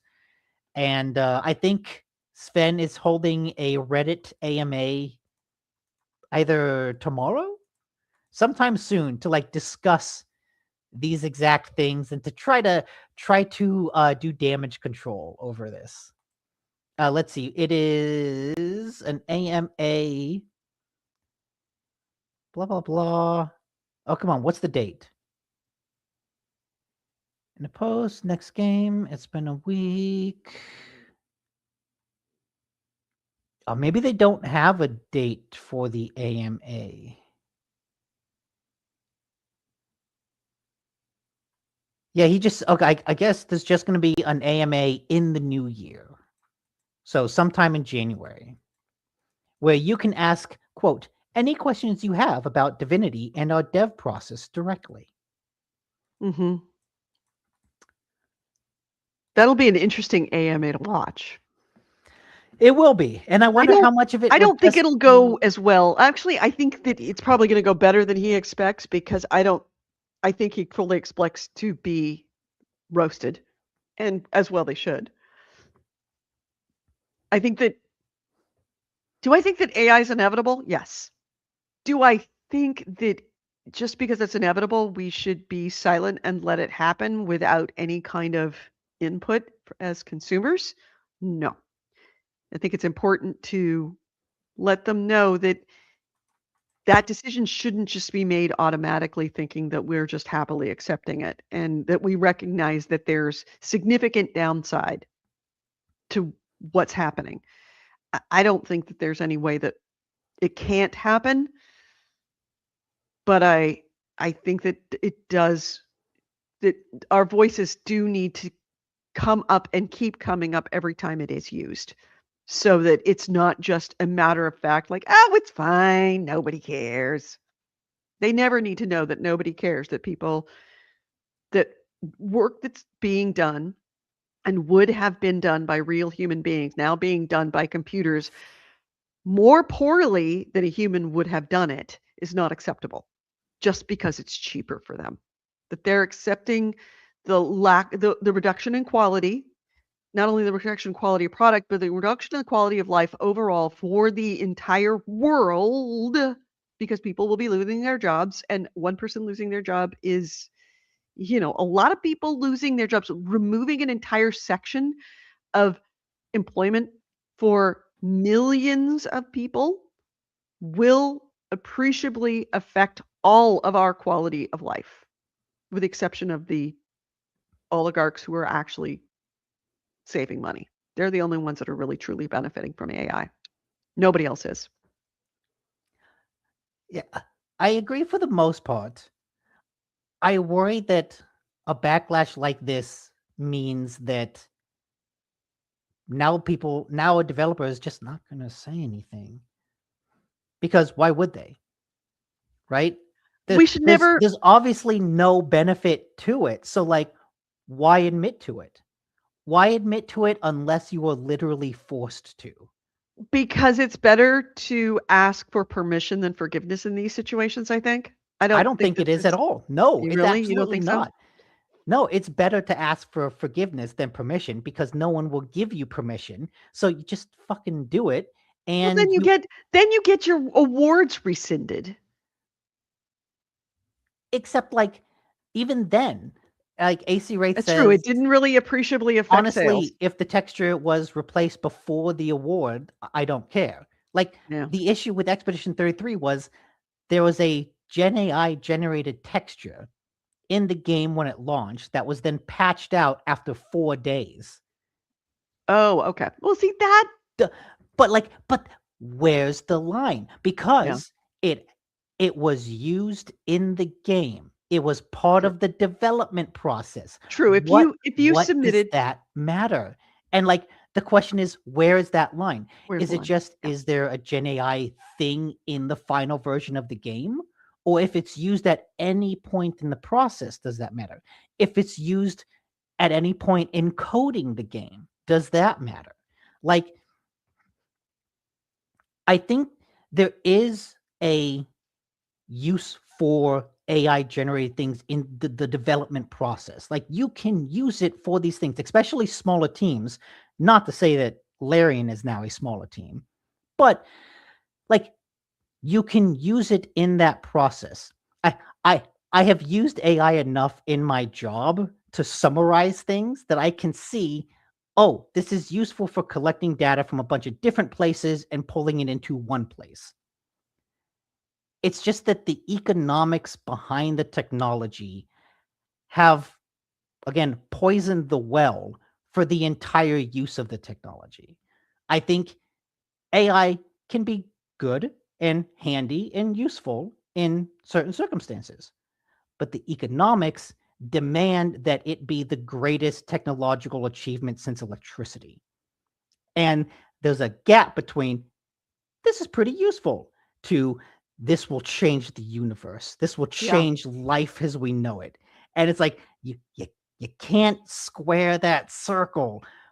But like the pushback to this will change life as we know it is always worthwhile because Yeah. that's con men selling you a false bill of goods. Hmm. But saying like, yeah, we can use it for PowerPoint presentations. It's like, okay, that's fine. Yeah. You can generate a texture that you then replace later. I see the use for that, and I don't begrudge the use of it in that way because I think in that way you still have artists coming in and painting over it. You're using AI to create an outline and then painting over it. I feel like that's okay. It's just that there's such an extreme between what we're being sold at the highest level and what it's actually being used for at the lowest level that like they're just two different universes. It's the same Hmm. technology that exists on these two completely incompatible planes of discussion. Right. Yeah. And it, I don't disagree with you. I mean, AI is a very good tool, and you're right. There is an element of it that is a bit boogeymanish, but also genuinely plausible. so also you say it's inevitable. I don't think it's inevitable. I think I there think is that a AI is inevitable. It's I inevitable think to use because it's being used for everything right now. I use it almost every single it's day. being used for everything because ChatGPT is subsidizing all of your use. True. Like I Well, think I there's a actually pay for very it, but yeah. I that doesn't matter. Yeah, that's What true. It's whatever there's you pay, it's not enough. Yeah. I think Well, there's a it's because it's using me to learn on it, and I get it. I no, I understand. think there's a very real possibility that when the bill comes due and OpenAI needs to actually start charging people a legitimate amount of money in order to make OpenAI profitable, everyone will stop using it. Yeah. Because most people use ChatGPT for free. And even the people paying for it are not actually paying enough to cover the usage fees. Like Mm-mm.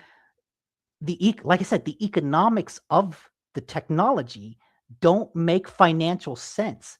And so when push comes to shove and these companies need to start making a profit instead of just subsidizing everything off investor money, I don't know if there's a way to feasibly get that technology to work. I don't know if there will be enough people willing to pay how much it actually costs to create an image. If they had to pay the real resource cost that OpenAI that it takes to generate all that technology, I don't know if there's enough people willing to pay that money to make it a profitable company. I would normally disagree because that is a very, very compelling argument. That being said, I remember that exact same argument about the internet. That when the internet actually becomes something that is no longer subsidized by the government, it's going to be too expensive. When the internet is never going to be a threat to newspapers, because once people have to start paying for newspapers online and their subscription online, they won't do it. Newspapers will be fine. That's the costs of all of that stuff will inevitably, and that is an absolute law, it will get cheaper as No, it it's goes not. along. No, it's not. That's the other kicker here, is that because AI is so resource intensive, it is sucking up all of the electronic hardware resources of the fucking world. And all the electricity of the fucking world. And all the electricity. You know about the RAM shortage, right? Mm-hmm. Like, RAM is a pretty stable thing to build. And 3 years ago, you could get like 32 gigs for $80. And it was the cost of RAM was going down, had been going down since the 80s. Now, that same amount costs like $500. Yeah. I was talking to Ryan the other day, and he's trying to build a computer, and he's like, this fucking RAM is so expensive. And it's so expensive that Micron, one of the major manufacturers of consumer RAM, is no longer making consumer RAM because they're just selling to businesses because they are the ones hoovering up all of this shit. And because they're hoovering it all up, it's all getting more expensive. That's why console prices aren't going down. That's why electronics are all going up. So all of this stuff is colliding. The technology is not getting cheaper. It's getting more expensive. Well, it is. But at the same time, it requires more of these resources. Right. But it's just an escalation. Sort of. It is sort of. Let me throw this into the mix. Is that one of the things that's hoovering up RAM is all of these companies that are AI companies all coming out. Again, like the early days of the internet. So many small startups, .ai startups. Holy shit. Nick and I live in Silicon Valley. And on the drive up to San Francisco, it used to be like you'd go up 101 north and it would be billboards for like energy drinks and the new Apple and all of this stuff. I don't understand any of the billboards. Like, none of them make sense to me. They are, it doesn't, like, I literally don't understand what they're selling. And in many cases, I don't even know what the words mean anymore. Like, it's all 3-letter acronyms that I don't know what It's it means very or what jargon it's heavy. selling or why it's there. None of it makes sense to me. And I'm not talking some of the billboards, because that was always the case with some of the billboards, even back in the 90s. None of the billboards, not a single billboard between Redwood City and San Francisco do I understand except for Shenyun. That's the only thing that I know. I actually know what you're talking about. Thank God for Shenyun, because I would have nothing to read on the ride up to San Francisco every day. Like for the viewers, it's just like a dance show. Oh, It's a theater everybody show. knows what Shenyun. Who here doesn't? in the chat room. I think Who here doesn't know what Shenyun is? It's everywhere. Everywhere. So there's a lot of startups. And you drive around Redwood City, it's all these little like Me. AI companies. Come on, you know what Shenyun is.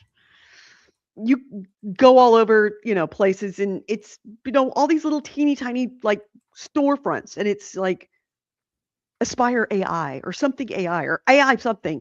It's all these like tiny little AI companies that are all starting up because they're all getting in on, because the venture capitalists are just throwing money at AI to see what sticks. 90% of them are going to go under. Yes. There's only going to be one Google but the thing AI, is, and it's probably going to be Sam Altman. It's probably going to be ChatGPT. Those companies are not the ones buying RAM, because those companies aren't creating their own LLM that's going to use the RAM. Those companies are paying Anthropic and paying ChatGPT to use their LLMs.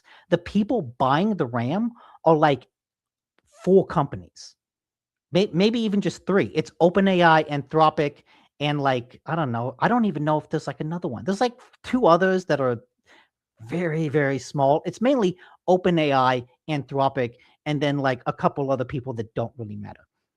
The entire AI industry is driven by OpenAI.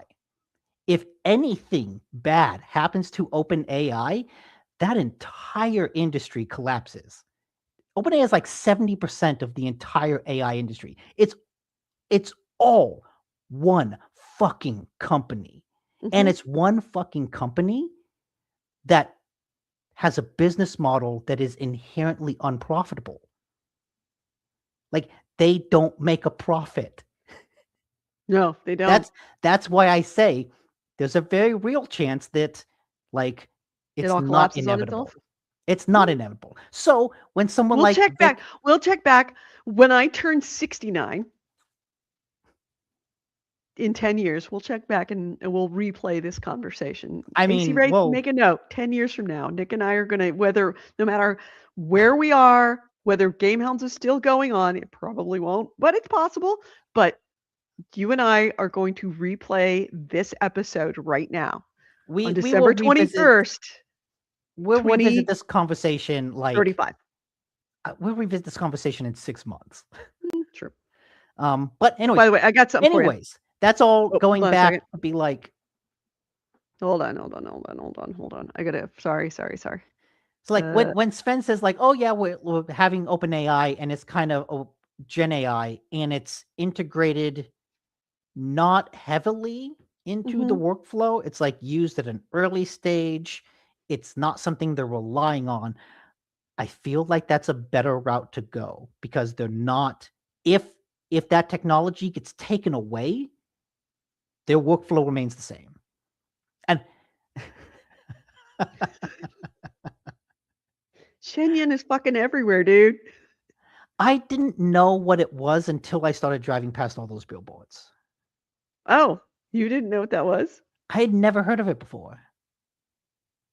Oh God, it's been going on for literally decades. I think the only the origins of it. It's Falun Gong. I think the only marketing they do is those billboards. No, no, it's all in those posters and signs. I had somebody show up at our office on the 2nd and 3rd floor to give us a Shenyun poster to put in our window. It's actually based in a religion, the Falun Gong religion in China, which has been under attack by the Chinese government, which is where they get all their money is their Shenyun show. It's a bit like I want to say the Moonies. I don't say the Moonies because the Moonies are a cult, but like, the Moonies and owning the Washington Post, and or is it the Washington? Is it the Washington Post? No, the Washington Post is owned by Jeff Bezos. No, Washington Examiner. Washington Examiner is owned by the Moonies, the Reverend Sun Young Moon, the cult. It sounds like weirdo West Coast nonsense. It's not. It's everywhere, dude. I mean, Yeah. I've kind of Yeah. always wanted to go. I have heard it's a fantastic show. It's essentially Chinese acrobats and dancers, and it's apparently And I'd be okay with that. I think that it's sounds Cirque du fun. Soleil, but Chinese acrobats and Yeah. artists. I've been playing a lot of Where Winds Meet. Like I've seen the equivalent in the video game. There's a whole acrobatic show you can take part in. Yeah. Thank you for putting that note.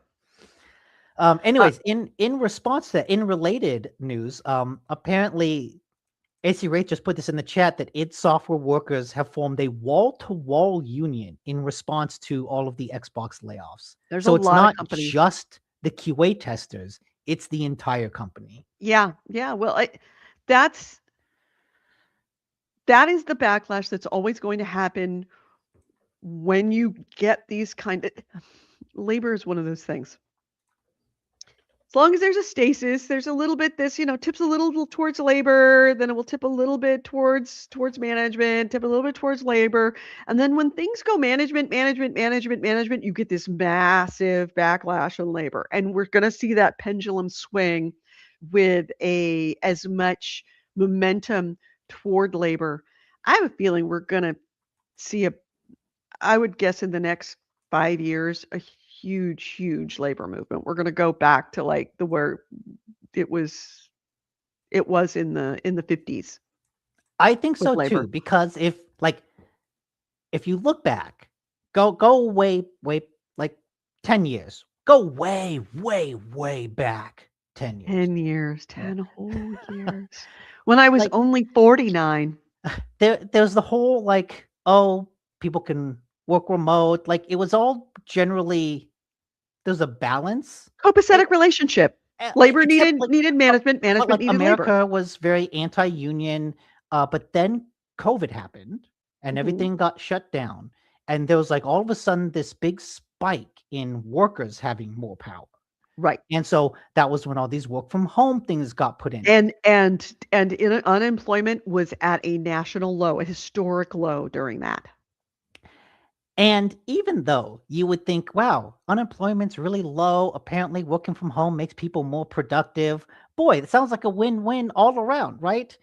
Well, apparently it's not really about that, because after COVID, what we've seen, and I think AI is a part of this, is a employer backlash to that employee power, where now it's not just come back to the office. It's come back to the office and we're going to replace you with AI, you piece of shit, because you dared talk back to us.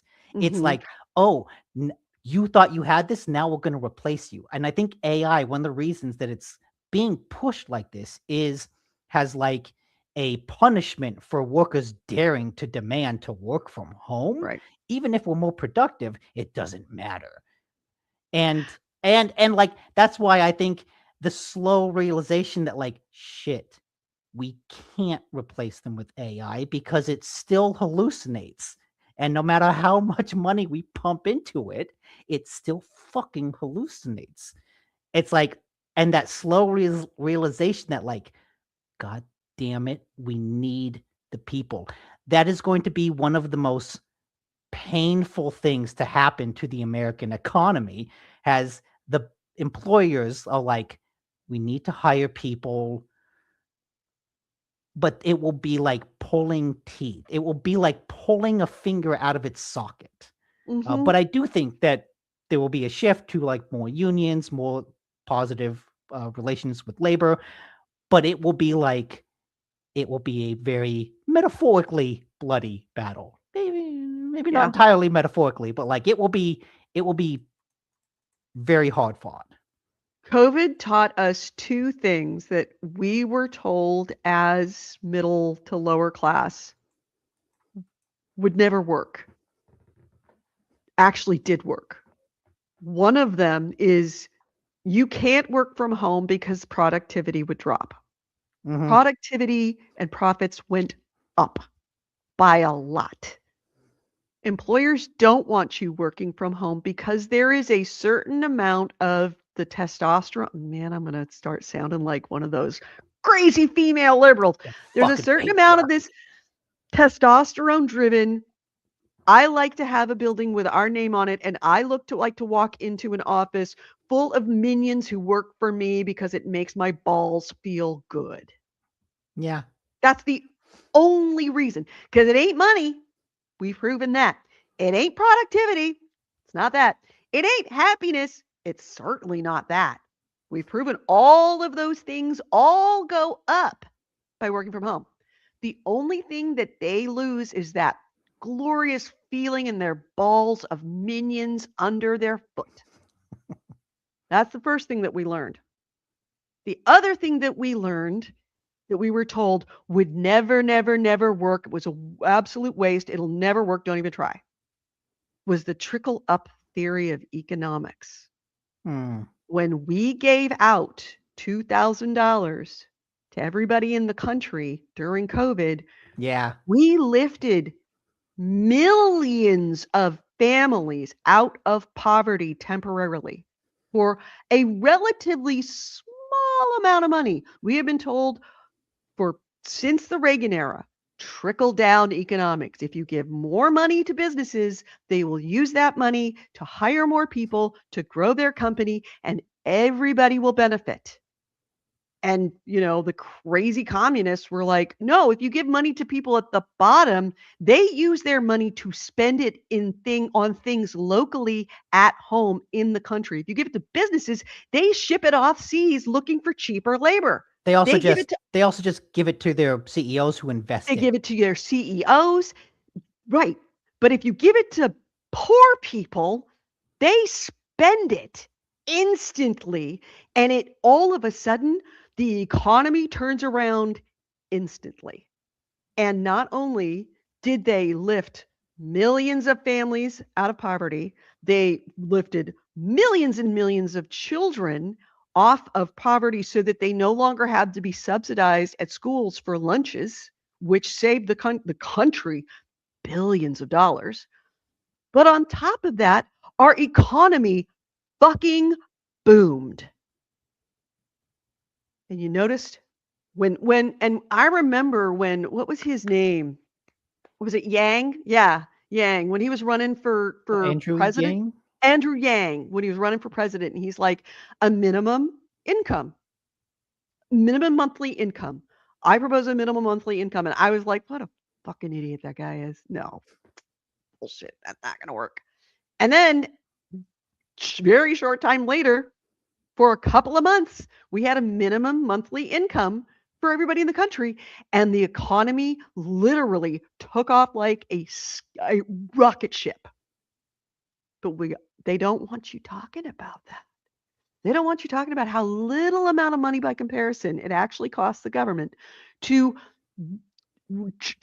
put nitrous in the fuel tank of an economy, of this economy.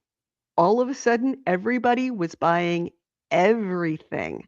All companies made money, and it all went up to those companies who would have gotten the money firsthand, but they actually, they got that money. They ended up with that money in their pocket anyway, but it actually spurred economic growth and kept people off of government assistance.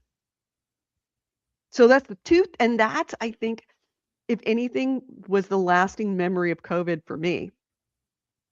That they don't want you to remember is those two things. That the economy and people and business, everything does better when people work at home, and when the least among us are given a minimum monthly income that they can spend, and they will spend. And it just because what it does is it says, hey, guess what? Guess what makes an economy good?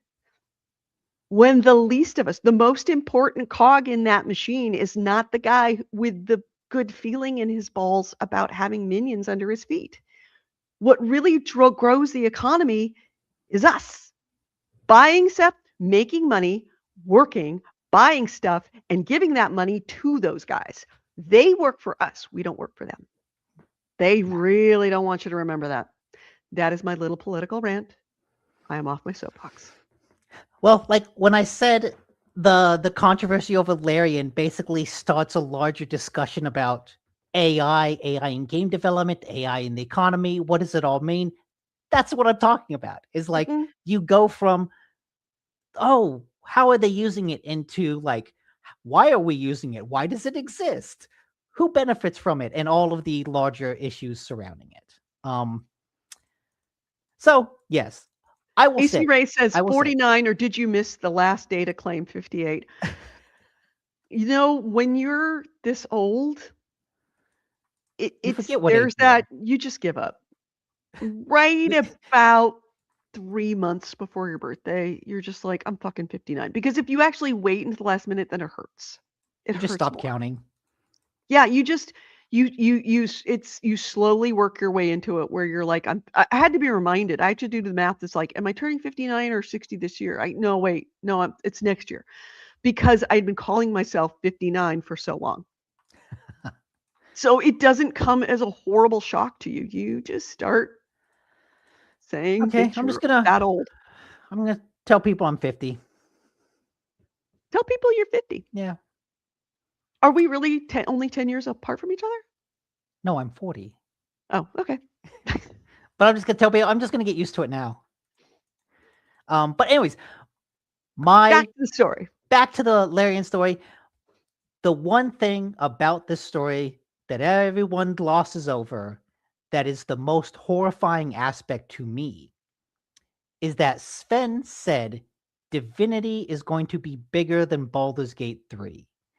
And I am on record as saying I think Baldur's Gate 3 is too big. I think the whole Underdark section of that game could be removed and the whole thing would be better paced. It would flow better. I would have played, I would still played it, but like I've gotten farther into it. I think that Before you game is abandoned it. too big. And to hear that Divinity is going to be even bigger, I think, oh, Jesus Christ, no. Jesus, I will never see credits of that game. I will die before I see credits of Divinity. If that is the case, Divinity may actually answer that age-old question of how big a game is too big. Like, what is the limit of where we can of how big a game can be? Because right now, technology is at the point where we can make big games too big.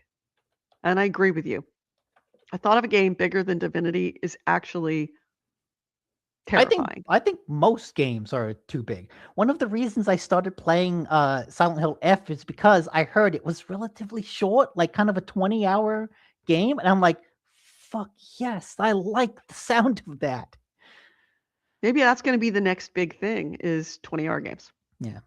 But then I also, the other game I bought on the PlayStation sale was Divinity Original Sin. So, you know. Density, according to AC Wraith, density is always better than volume in games. Yeah, true. All right, my first item is, let me get to my banners. I have to remind myself of my first item. All right, so this is a twofer in games. One, Call of Duty 7, once again for 18 years straight, has beat out Battlefield 6 in November. That shouldn't come as any surprise. I mean, That's right. Even though Call of Duty 7 is like getting raked over the coals for its campaign. Like people hate that campaign. And Battlefield 6 by all means has gotten like rave reviews. Right. Well, so Sirkan, who does the analysis of video game sales and that kind of stuff, their November 2025 game sales report, everybody's really looking at it because Battlefield was doing so well and Call of Duty this time not doing so well. They were wondering if Battlefield was actually going to beat out Call of Duty. But no, for the 18th year straight, Call of Duty 7 did beat out Battlefield for It's just November. got that That being momentum. said, yeah. Well, Battlefield 6 has been out for a while. Call of Duty Black Ops just released. So, of course, it doesn't surprise me. That being said, it is kind of notable. Call of Duty has always ended up beating out Battlefield for the year, even though it releases in November. But it's not going to do it. Oh. No question. Battlefield 6 is now is the biggest game of 2025. the most sold game of 2025. Really? But here's the other half of Circana's report that I found more interesting.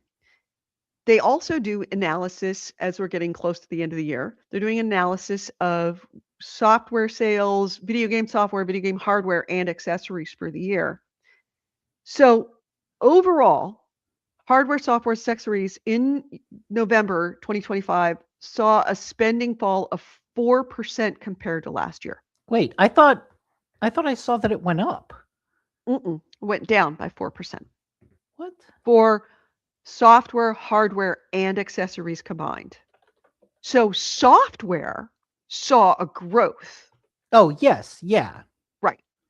But hardware and accessories took a massive 27% decline compared to November 2024, which is surprising because November 2024 is the, let's buy hardware for Christmas Yeah, period. but this is also the year that like Microsoft fully said, "Fuck it, we're not going to bother with the Xbox anymore." Well, but then that wouldn't affect this wouldn't affect November 2024. You'd still be buying the most recent Xbox. That's Now, what I mean. More forward- people bought it. More people probably bought an Xbox in 2024. 2025 is when like Microsoft kind of gave up and like those sales really went off a cliff. I would agree with you if that was reflected in previous years after consoles were released. According to report, only $695 million were spent on hardware and accessories. That is the worst amount total for any November since 2005. And that's when it comes to hardware. Sorry, not hardware and accessories, just hardware specifically. Okay. All three current gen console totaled 1.6 million units sold, which is the lowest 1.6. Wait, is this just for November or for the year? November. Okay. Oh, okay. Okay. All three current gen consoles only sold combined 1.6 million units in November. They say that is the lowest amount of consoles sold since 1995. Okay. So, like, let's break that down.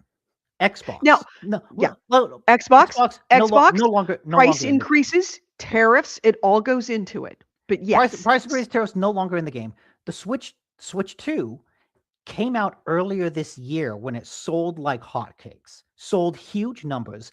But by the time we get to November, the Switch 2 is kind of like done its initial run. I don't know if it's getting a price discount because it's still really new. So, it makes sense that the Switch 2 would not like sell a massive amount in November because it did all of its sales earlier in the year. Then PlayStation 5 probably goes on sale, but I know that Sony has also said that the PlayStation 5 has actually outsold the PlayStation 4. Like the console, in terms of units sold, is like doing really well, even though it's still high in price. But at a certain point, you kind of reach market saturation. So I think I would agree with. I think but- PlayStation has reached the maximum amount of people that they can. Xbox just gave up, and the Switch 2 did all of its stuff earlier in the year. I think those are some. My knee-jerk reaction is those are the factors contributing to why November is so poor. Right. There are and I would agree with you if we were seeing that trend throughout the years, because this is not the first time that's happened. There would be, noticeable ups and downs. Let me remind you, 1995 was the year that the first Sony's PlayStation and the Sega Saturn came out. They also had the SNES Genesis, the Atari Jaguar, and the 3DO. This is the lowest amount combined consoles sold since then. Yeah. That's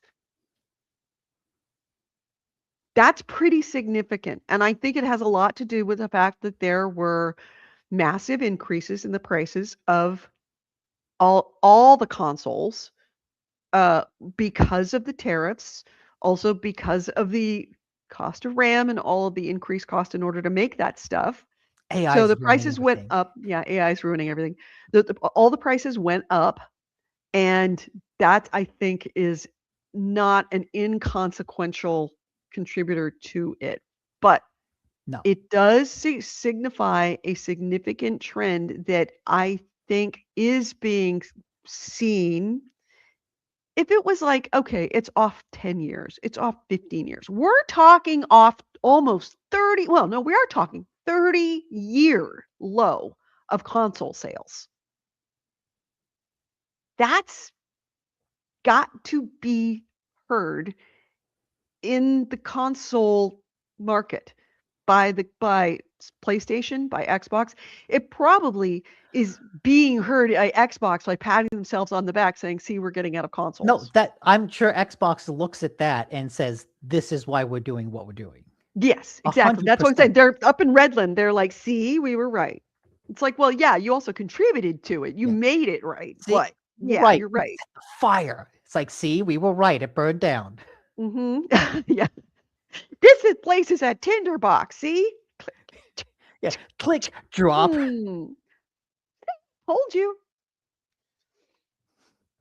So yeah, it is a little scary that Nintendo Game of Switch 2 reading books about Detroit fairies. I was never a Nintendo player, AW. Never once. I missed I we if you're new to the show, you may not know the history. I missed the Nintendo years. I went from playing Commodores and PC games. I went to college and didn't do any Nintendo. I have never owned, with the exception of the Nintendo. What did I sell you? This was it. Was it the Switch? It was the What was this game? The console that I sold to you. The only console I've ever sold. Oh, the Wii U. The Wii U. That's the only Nintendo. Well, I had a Wii. I had a Wii. I had a Wii U. I sold I gave the Wii U to Nick. Those are the Technically, only it was a two barter. Nintendo machines I have ever played. So I didn't do any Mario games. I didn't do any of the Zelda games. I didn't do any of the Prince of Persia games. That is Prince a Persia wasn't lost Nintendo. years of gaming for me. And I didn't come back to gaming until after college. And that was PC gaming. And then I started back up with gaming with the PlayStation 2. And that's when I fell into the deep dark hole that is video gaming and have been there ever since. But I never saw a need to go back to Nintendo because I'm a fucking grown up. I don't need it. Oh, shots fired. I don't need little kid games. I am interested in Zelda, but not enough to Don't, go out don't, and. don't be. Oh, really? I Now talk about shots fired. Oh, I'm on record saying that I genuinely hate Breath of the Wild and Tears of the Kingdoms. I think those games are mind-numbingly boring and frustrating. I do not understand the hype around them. I hate almost everything about them. And Link, that's God. why I don't have a Switch, because this guy right here, he gets me. After being with each other for what, 15 plus years, he knows me. There are And other good games on the Switch. It's just Breath of the Wild. It's not one of them. yeah. Oof, wow, those are such fighting words. Oh my God, the hate. Oh my God, the hate. You I can send your they're hate mail so to they're so boring. gamehounds@gmail.com. You spend like he climbs like a little like a monkey with two broken arms. He's like, eh, eh, and then you fall and like, well, I can't go up that way. What am I going to do? In combat, like he's terrible. I didn't play Sonic. I didn't play Warcraft. I came back, the first game that I played that made me Oh, go, you didn't play Warcraft, but you played World of Warcraft. let's not talk about World of Warcraft. World of Warcraft wrecked my life. It Listen, wrecked my Edie life. could play earlier Zelda games. I'm more of a Link to the Past person. Yeah. I will say the earlier Zelda games better. I've played like older Zelda games that I think are fun, but I think the newer Zelda games are Mhm. horribly overrated. Yeah, the first game I came back to when I was house sitting for someone and I had nothing better to do, and he had the game called I've talked about this. Final Fantasy? Not Phasmophobia, Phantasmagoria. Oh. And I was like, okay. And I played that, and it was like, oh, wow. Games have come a long way since Pirates on the Commodore. This is actually a compelling story. I can't stop playing. That game by far was one of the more, like, they could never make that game now. But was like, holy shit, this is telling stories for grown-ups, and this is a great story, and I'm in. And from that point on, it was point and click PC adventure games for grown-ups back in the Sierra games on days. And then my first Christmas present from my boyfriend at the time, eventually husband, was the PlayStation 2 in the year that nobody could get a PlayStation 2. He created a scraper bot, one of the first of the ever scraper bots, and had one of those Office Space moments. Or he created a safe scraper bot to just buy PlayStation 2s that he could find online and set it off and went to work. And then by the time he got to work, he opened it up and he had 8 of them and freaked out. So I ended up with a PlayStation 2 that year. You know, Phantasmagoria is on sale on Steam. Oh, it's so dated right now. I don't know that any of you would sit through it. It is an unbelievably slow game by current standards. It's an old point and click adventure game. Yeah. It's a point and click adventure game in the classic case of like not easy. You spend a lot of time clicking around. But the story and the gore and the not safe for work is real. Like that final scene, well, we talked about the first, it was like 6 discs. You come into disc 2 and it is a violent sexual assault. Not hidden, not off the screen. You're watching it. The final like boss fight of the game, if you do it wrong, you get your head sliced open with like one of those like pendulum blades, like right through the forehead, head splitting open, brains coming out, graphic as fuck. And it was live motion capture, so it wasn't even animated. It was live motion capture. So this looks like a movie. It's, if you feel like spending a bunch of time seeing how extreme games used to be before they had a lot of attention on them, that's your game. Yeah, instead of playing yourself, you can watch a playthrough with the actress. Really? Oh, I would do that. That was Yeah, I would imagine I'm she trying to walked find. away from that game with kind of scars like Shelley Duvall after The Shining kind of scars, because Oh, people make horror games and horror things all the time and come out fine. let's see. I can only imagine the thing you guys have done behind closed doors that after that explanation and why that memory stuck. No, not really. That Oh was, no. Also, he asked, "Are you together?" I thought it was your mom. No, we are just friends. no, no. But I'm looking. But Yeah, you can find thanks for that. playthroughs No, it's not. We're not together. Nick is on happily YouTube. married as of last month, and I am not his mom. In fact, Oh, I'm technically old enough to be your mom, but I would have been a really young mom. I'd have been 19. And we're not that much different from each other. But yeah, oh wait. I think the playthrough has both the lead actress and actor playing it. oh God. If Oh, you that actor. Oh my God. I ended up hating him. if you look at Oh. Conversations with Curtis is the YouTube channel that has it. Mm-hmm. Yeah. Oh, I don't know that I could ever, if I ever met that actor, I'd be like, I can't be in the same room with you. I just can't. your presence makes me uncomfortable after that game. Anyways, what's the next Anyway, story? so yeah, that was it. So hardware drops at 27%, and we'll see if there's any lasting repercussions within the software industry. But I would imagine that somebody is very much paying attention to that number. I am curious to know how much hardware drops overall for the year when we find out those numbers next month. All right, next item. You? Next one. Apparently, Naughty Dog has started crunching for Intergalactic, but not to get the game out. It's to get an internal demo done for review by Sony because that game is not scheduled to come out for like another 2 to 3 years.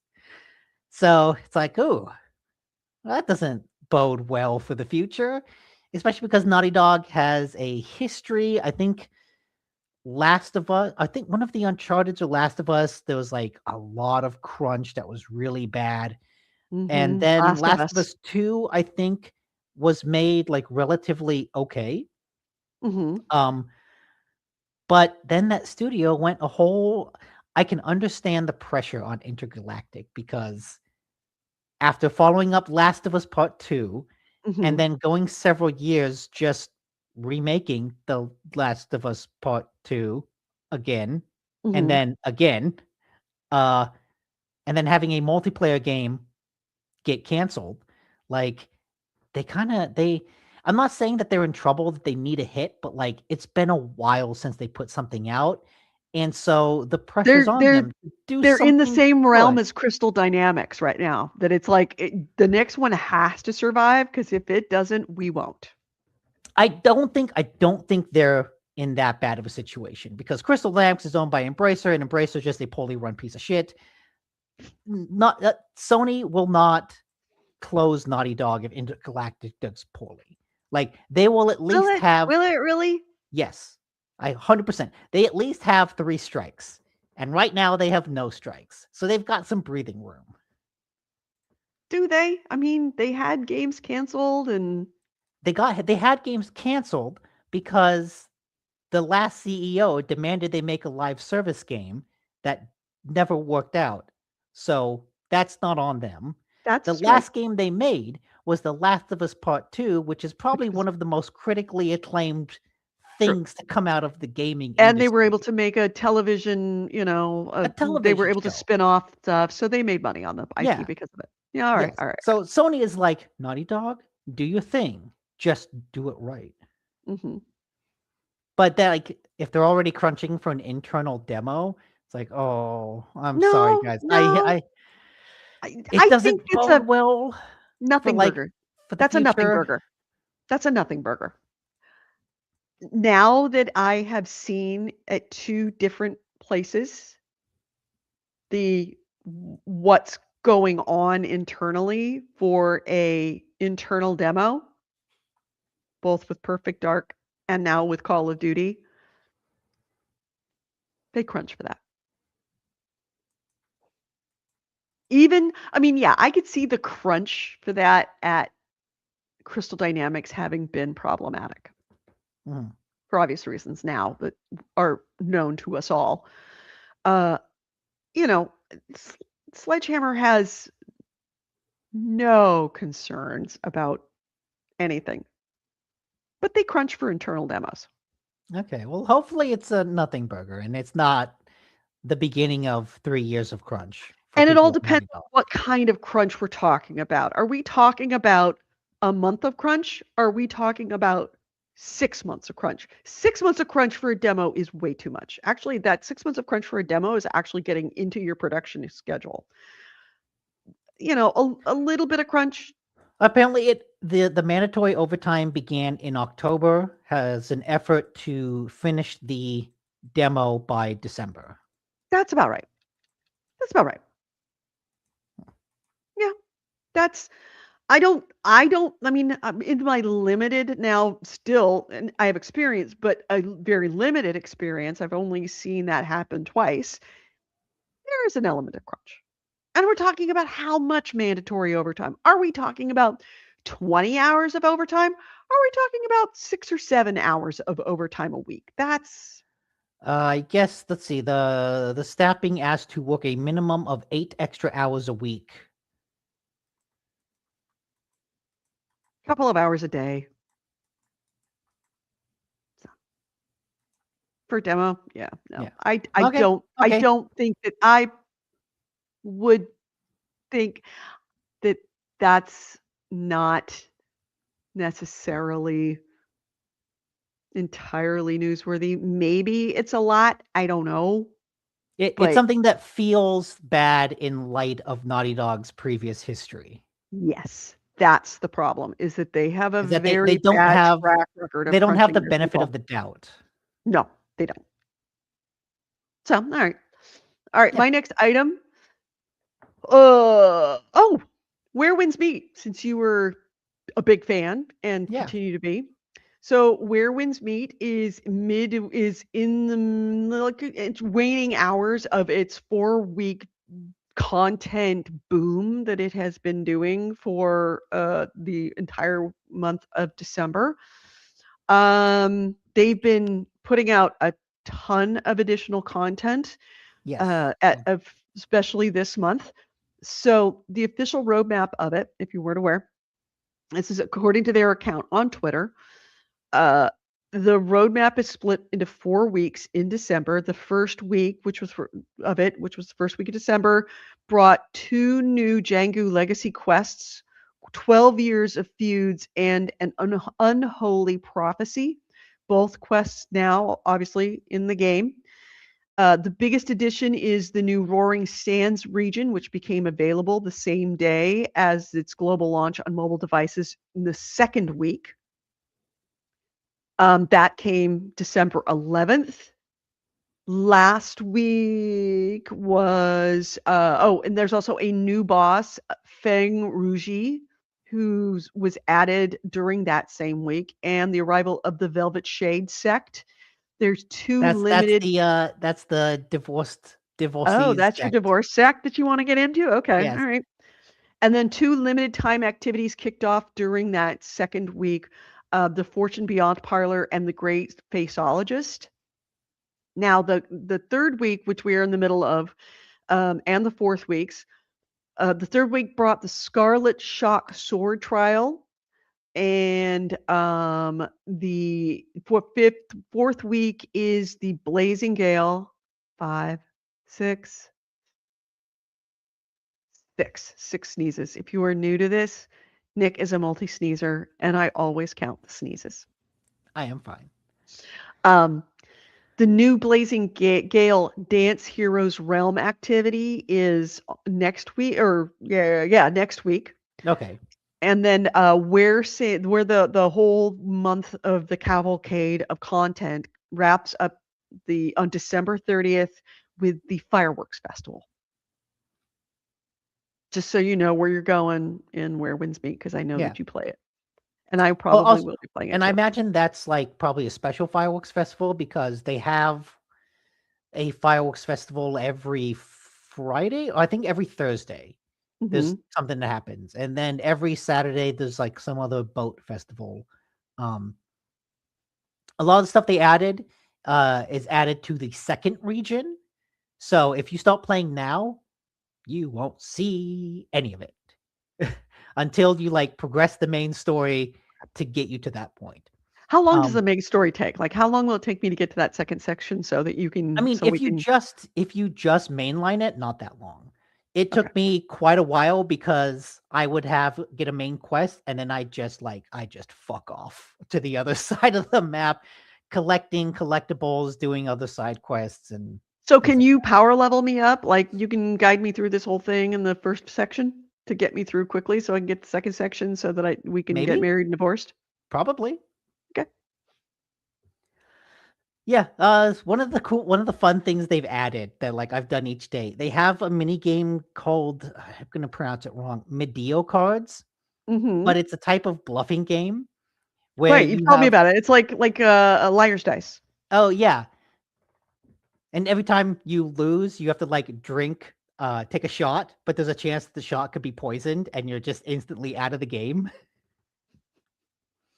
Yeah, there's a lot of It's not a roguelike. Your character doesn't die, right? no. Okay, good. Yeah, your character dies and you start from level 1. Yeah, that would suck. No, Nobody would be playing that. if you play it normally, like you just you go back into the world, but then you're drunk for a while and you either have to wait or have a doctor come heal you. But if you play it as part of the event minigame, it takes place in a special realm where everyone's wearing like masks and you start the game again. Okay. It's easy. All right. Your next item.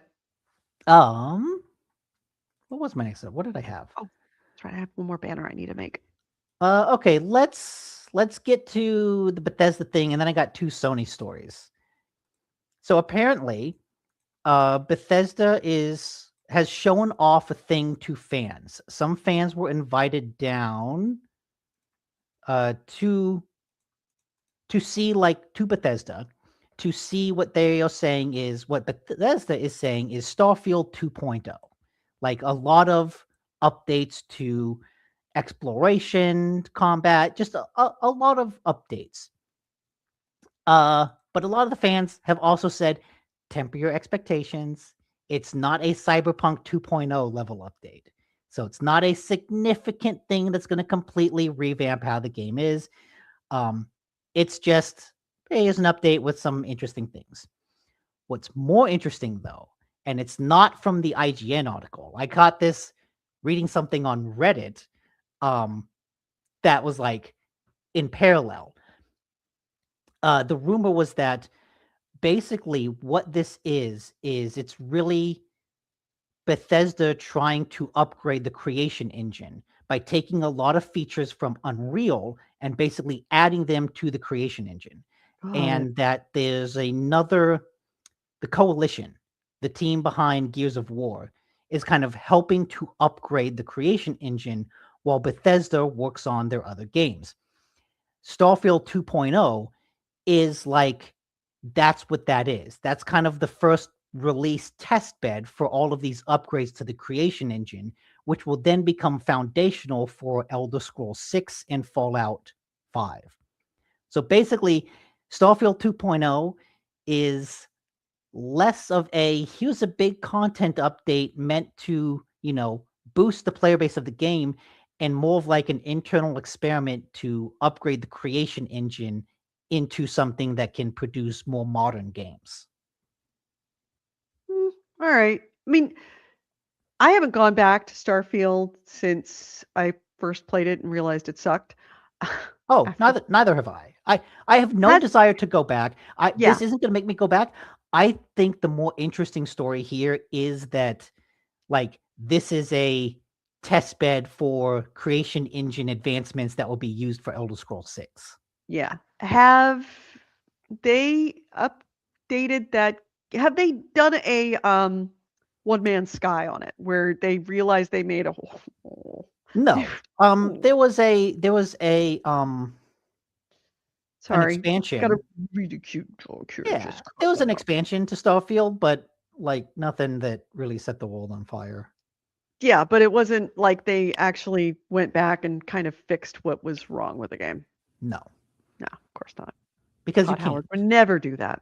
Well, you can't. Like the way the game is structured, you can't fix what a lot of people hated, which is that like a lot of the planets are empty and the places that are populated are so small, you don't have the exploration that you did in Skyrim. You can't get lost in a forest and stumble across a tomb. That arguably was what was wrong with No Man's Sky. That arguably what was wrong with Fallout 76, both of which were improved because they went back and repopulated those areas and made them more vibrant. They made it more of a world instead of just like, you make your own story. No, I do that every day. I don't need to do that. I do that in real life. I don't need to do that in a video game. I need you to tell me a story and make me want to go somewhere. So I was just wondering if they actually responded. But this is Todd Howard. Todd Howard believes that the best game is I just give you an empty box and you fill it with stuff you like and play in it. Essentially, I just make the world, you do the work. There Todd was Howard. Swear to just God, that guy's smoking so much ketamine. You don't really smoke ketamine, but you know what I mean. speaking of Todd Howard, there was a fun YouTube video from the creator Annie Austin Mhm. where he says he does an experiment. How many trees are in Skyrim? How many Individual trees or tree models? trees? Just We like counted the trees in yeah. Skyrim. And so there's a video. He asked like a bunch of other creators, how many trees do you think are in Skyrim? And then he counted them in various ways. And the whole video is about him like just going around counting and then doing a different method of counting them and then doing a different method of counting them and then going into the game files in order to see what is the actual exact number of trees. And at the end, there was like a special surprise appearance by Todd Howard, who also gave his guess as to how many trees are in Skyrim. He didn't know. That's great. How many trees are in Skyrim? Why would anybody know that number? How many trees are in Skyrim? You'll have to watch the video. It's actually a really Aw. fascinating video to see, like, because in the end, he ends up using actual like forest conservation counting methods to determine That's how kinda many cool. trees are in Skyrim. That's kind of cool. It's very cool. It's a fun video. All right, let's see. What's my next item? Oh, speaking of the Steam sale, I remember last week, I can't remember who it was asking at the beginning of the show if we play Arc Raiders. Mm-hmm. Ooh. No, we don't. We haven't, but it is on sale right now. Of course, the Steam winter sale is up and going. The Arc Raiders extraction shooter breakout hit. That's the one with the really bad AI voice acting, right? I think there's some AI voice acting in it, but I don't know. It's not Yeah. the really, really bad one. Yeah, There no, it's was bad. It's bad. It's no, that bad. was I'm seeing like posts about use of AI voices. Dear God, I hope the vast profits Embark Studios has made from this game will see them get those re-recorded by human actors. I think this is the one with really bad AI voice. okay. No, there was another one. Oh no, that was a dub. That was the anime dub. That was the dub one. Yeah, no, this is bad AI stuff. Yeah, that was an AI dub of a movie or something like that. This is actually AI voice actors and they're really, really bad. But in all other ways, it's a fantastic game, apparently. It is 20% off right now for the duration of the winter break. So it's now $32. So if you're looking to pick up Arc Raiders on deal, if you're looking to pick up Arc Raiders, now would be a good time to do it because it doesn't really go on sale because it's so popular. But right now Well, it's also brand 20% new. off. It's brand new. It's 20% off. If you want to jump in, now's a good time to do it. That Cool. was super short because I'm saving my big ranty one. Yeah, I haven't not had my rant yet. We have another rant. Okay. So we'll wait. Then I'll just do my two stories real quick. Okay. Sony and Tencent have settled their Light of Mortrium suit. Now, I don't remember this that one. this was Tencent was making a game called Light of Mortrium, which Mhm. really, really looked like Horizon Zero Dawn, or Mhm. just the Horizon franchise in general, in Yeah. that it was a game that had a red-haired protagonist fighting robot dinosaurs, robot creatures, with robot designs that really looked ripped out of Horizon Zero Dawn. Oh, yes, I remember this. Yeah, and like I was always a little bit on Tencent's side because the game itself, when you look at videos, it looks like a more free-to-play open world game, and it's mainly the aesthetics that it's kind of ripping off of Horizon, not the gameplay. But apparently some lawyers disagreed with me. The suit has now been settled, We don't know exactly what the terms are, but it's worth noting that the Epic store page for Light of Mortrium, and I believe the Steam page It's are, Mortimer, by the way. how do you say it? Motiram. Motoram. Motoram. Motoram. I guess, yeah, Motoram. Mm-hmm. It's fucking fantasy names. They need someone to pronounce the name. Mm-hmm. So yeah, the point is the store pages for this game are down. So Mm-hmm. whatever settlement was reached, apparently restoring the store pages was not part of it. Oh, So that kind of brings into question if the game is still coming out at all. yeah. I mean, I don't know why you were on the side of Tencent on this one. I mean, it was a different kind of game, but it is so, so very much. Because it looks like it, but I don't see that. I don't really see that as justification for like a suit. I am always on pro ripoff. I'm pro ripoff because Okay. ripping off a genre is oftentimes how you push it forward. Like having someone else rip off a game designer style, they usually don't just copy it. They do something a little different. And like this is Horizon Zero Dawn with a little bit of a different twist to it. And like that's often how you evolve the genres, how you evolve mechanics is by other people ripping them off and doing something slightly different. And so that's why I'm pro ripoff because that's how things evolve. Yeah. All right. I won't disagree on that. But the lawyers disagreed with me, and Tencent settled the suit with the game store pages not restored. So who knows if we'll ever see it again. Mm, we'll see. And then also a short little news story, and I don't really know what this means, but apparently Sony bought Peanuts. The cartoon, the Charles Schultz. Sony now owns a majority share in what is the company? Charles, was it Schultz Enterprises? Uh they have a 41% stake in Peanuts Holdings LLC. Oh, And so that means that after the deal closes, oh no, they're going to take they're buying a different person's 41% stake so that by the time the deal closes, Sony will have an 80% equity in Peanuts Holdings LLC. interesting. What that means, I don't know. Why bother? Is Peanuts still relevant in 2025? That is a good question that I don't know if anyone at Sony actually asked before spending this money. I guess every time you get the sad Christmas tree, they're going to charge you.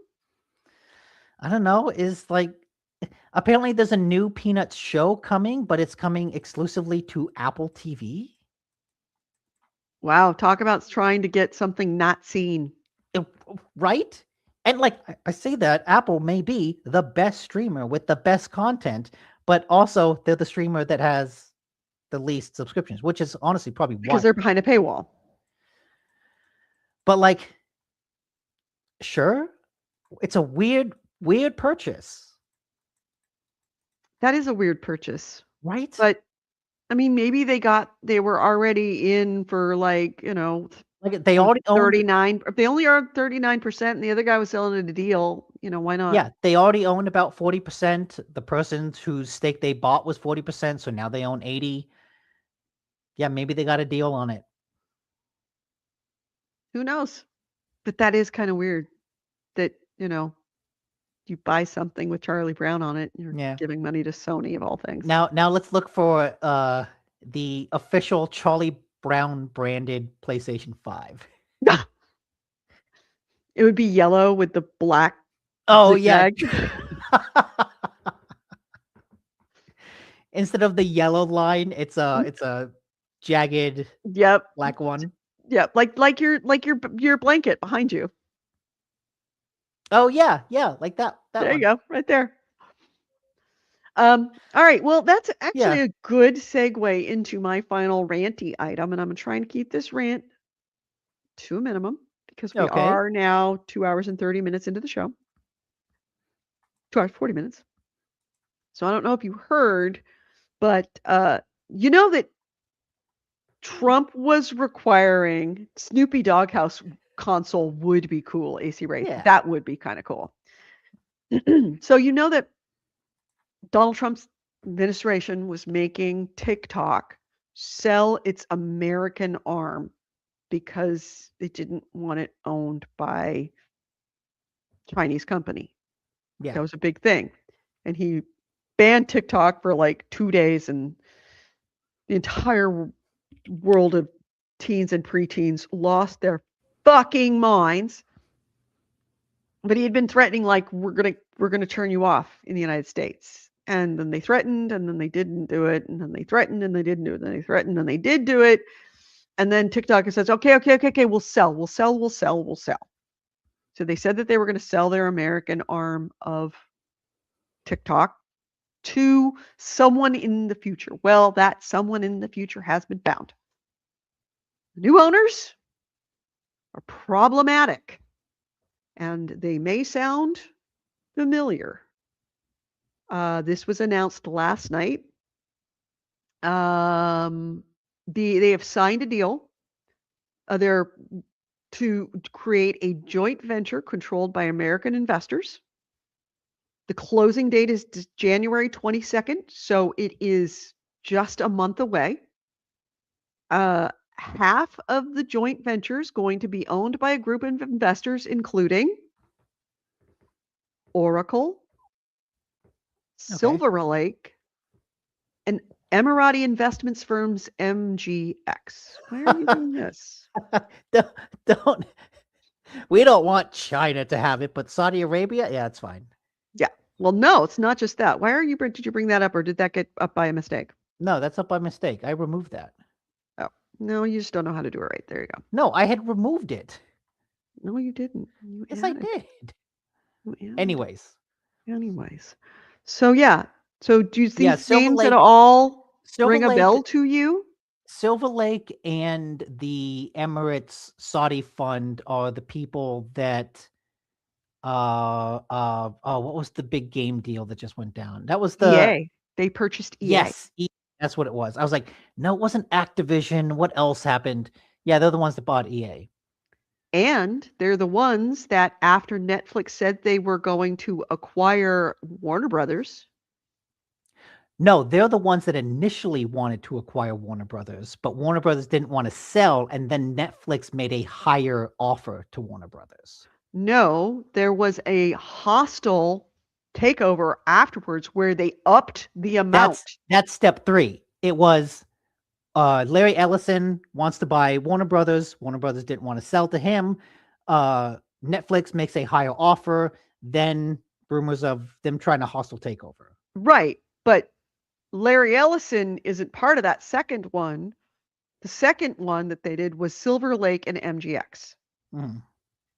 So slowly but surely, Jared Kushner, the son-in-law of the president, and Emirati investment group MGX, the Saudi Arabian government, or Saudi Arabia, well, it's pretty much the Saudi Arabian government because whoever has the money is the government, have taken over games. They've taken over media, and now they're taking over TikTok, which means that they will know everything you play and control everything you play, everything you watch, and everything you do online, on social media. Everything you think, everything you look at, everything you like, everything you buy, all of it. Yes, but as long as China doesn't own it. This is China bad. terrifying China bad. that it really comes down to the son-in-law of the president that made them sell and the Saudis are slowly taking over media in the United States. And if there's one thing the last 10 years have told us, whoever controls the media controls the message. Whoever controls the message controls politics, controls the government, controls us. Like, if it weren't for social media, our government wouldn't look the way it looks right now. Our interpersonal politics with each other wouldn't look like what it looks like right now. 10 years ago, we all kind of sort of liked each other. 10 years ago, we were all American. Now we're different flavors of America, and some of us don't want to be part of it. And some of us want others of us kicked out.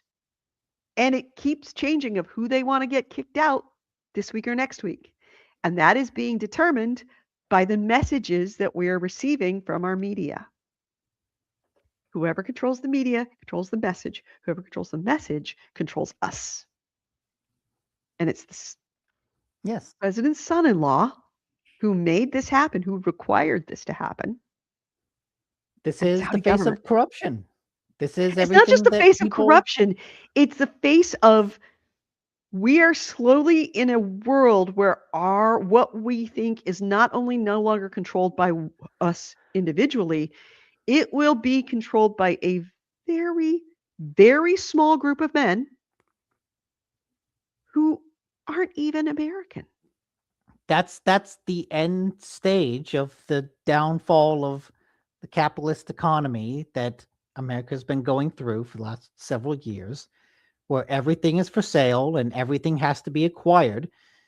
And if they wanted to foment a civil war within the United States, which, we're as close to it as we have been since the Civil War, they can do it with a sweep of a hand, with a, little edict. Yes. Although it is worth saying that they have not actually purchased Warner Brothers. Like, that is not no. a done deal. In fact, Warner Brothers has told its investors, what they did with this hostile takeover is that they went in with more money than Netflix and went to the actual shareholders and say, we'll offer you more money. Reject Netflix and take ours. Yeah. And give us your stock.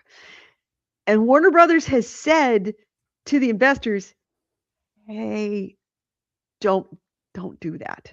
I know you'd make more money, but we're suggesting you reject that offer. So good on Warner Brothers for trying to not do it. And hopefully the investors listen. But if the shareholders decide to sell at that higher, if they vote and opt to sell at that higher amount, there's nothing that Warner Brothers can do. They're essentially going directly to the people who own the paper and saying, give us your paper and we'll pay you more. It's a very compelling argument. Yes. But it's also terribly problematic on a lot of levels that reach far, far, far, far into the future of this country, when we are releasing pretty much at this point in a matter of 2 years, in really a matter of 1 year, have handed over such massive media conglomerates with such far-reaching tendrils into our society, that, and also scraping information about all of us and handing it to individuals, and not individuals that are even have a vested interest in this country surviving. It's really, really fucking scary. And I think if there was a different president, if there was a different Congress, I think that there would be... They wouldn't sell to Saudi Arabia? Yeah, probably. They would stop the sale. They would stop the sale. They absolutely would stop the sale, because I can't see any administration, any Congress ever in the history of the United States allowing something like this to happen that would be so possibly detrimental and catastrophic for America, America's culture, American society, American individuals like us, than this. And it will be very, very hard to extricate ourselves from it. Let's keep in mind, ever seen Citizen Kane? Who it was based on? There's William Randolph Hearst. They broke him up, and he just owned a few newspapers.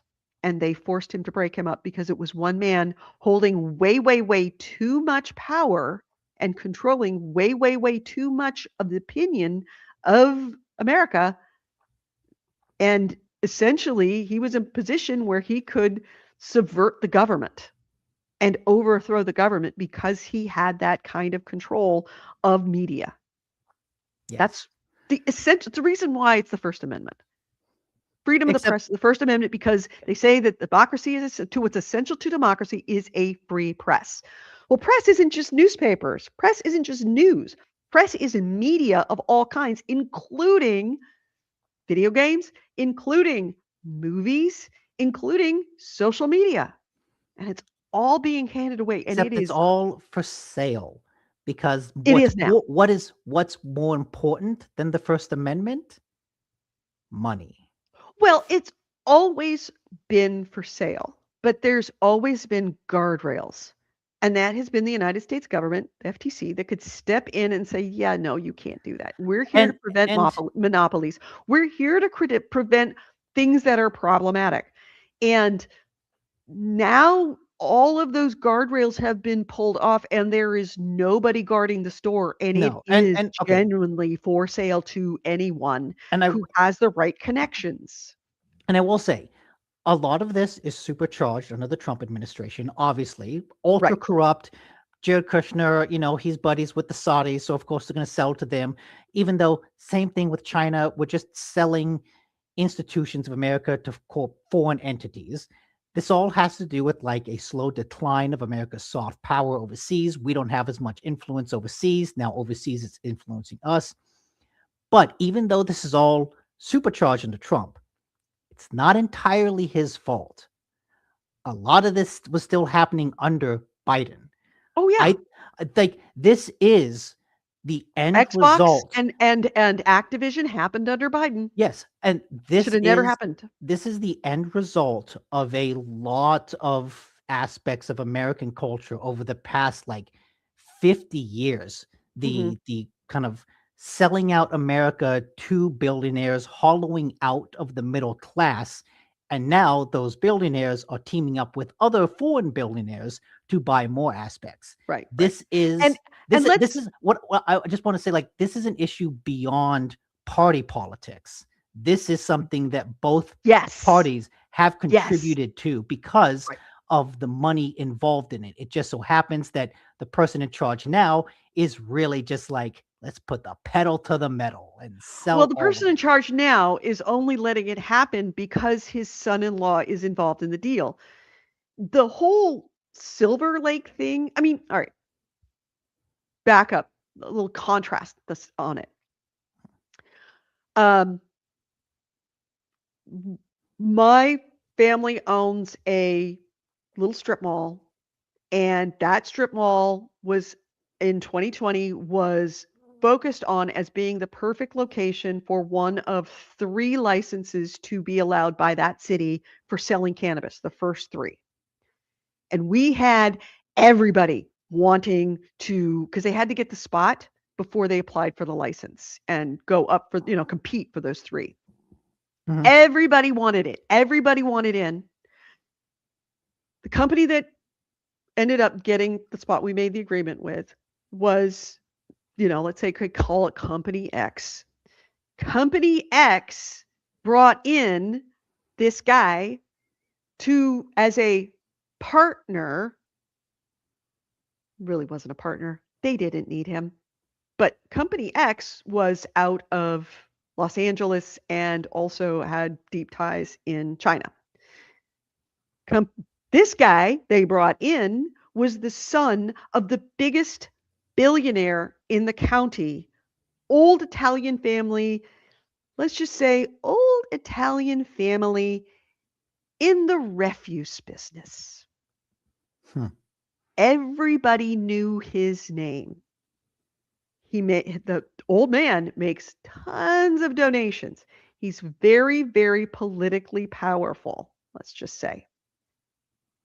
So was this guy brought in because he was so great and because he's such a good guy and because he knows the business and he's a great guy to partner with? No, he was brought in because they knew that in order to get that license approved by the city council, they had to have this guy. Daddy was going to put pressure on them to give it to them because his son was part of this deal. It's exactly what ended up happening. That is why Silver Lake is on there. Do you think the Saudis need an American investment firm with Jared Kushner on it? No. They needed Silver Lake to be part of it because Jared Kushner is the son-in-law of President Trump, who is more than any other president has complete and utter control over the House of Representatives and the Senate, more than any other president ever. Nobody's going to put up a fight when Donald Trump says jump.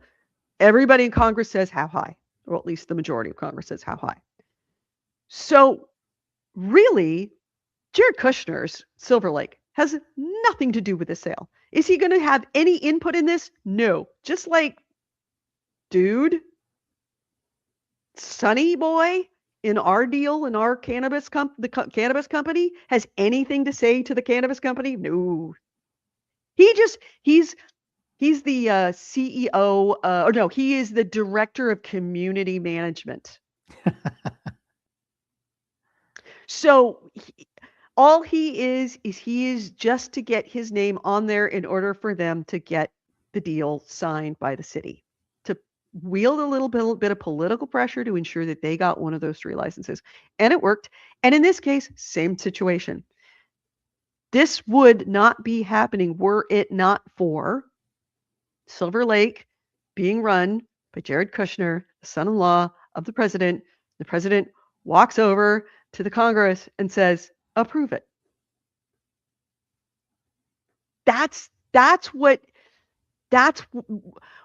We've had the degradation of things being for sale in the past and deals being approved by the FTC that never should have been approved.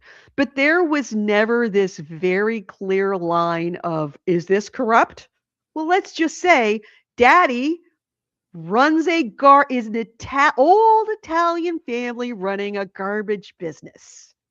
And this is his son. We've all seen The Sopranos. We all know what that means. This is the, well, first off, happening all within 6 months of each other. All these 3 deals happening. Yeah. Number one.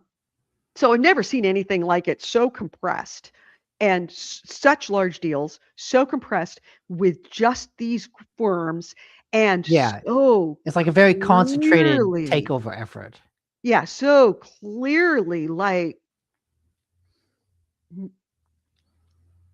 because no other remember, administration would let this happen because it is so fucking obvious. Because also remember, Larry Ellison, who heads Paramount, just finished buying Skydance, another movie studio, and Annapurna. And then, well, I think Annapurna, they were already a part of Annapurna. But he just finished buying Skydance, immediately turns around, buy Warner Brothers. So it's like, buy it, buy another one. It's like, it's Embracer in 2019 levels of, we're just going to buy everything. Well, I think that they know this is the only time they will ever get away with being able to do this. Yes, you're right. They could never have done this 10 years ago. They could they can't do this now, taking advantage. They probably won't be able to do this next year or certainly in a few years. Whenever there is a change, because there will be an inevitable change. It's the way things always are. It goes back and forth all the time. There's likely to be a change in some dynamic in Washington that will be some kind of guardrail that will prevent this from happening. But at this point, our best hope is that sometime in the future, not right now, because of course, Supreme Court, it will have to go to the Supreme Court. Supreme Court right now is not entirely inclined to go against the wishes of the Trump administration, which is also completely fucking unprecedented. Let's just say it. Like that, not to be trusted, corrupt, Also unprecedented. Also, like significantly unprecedented. There is an absolute like empty runway.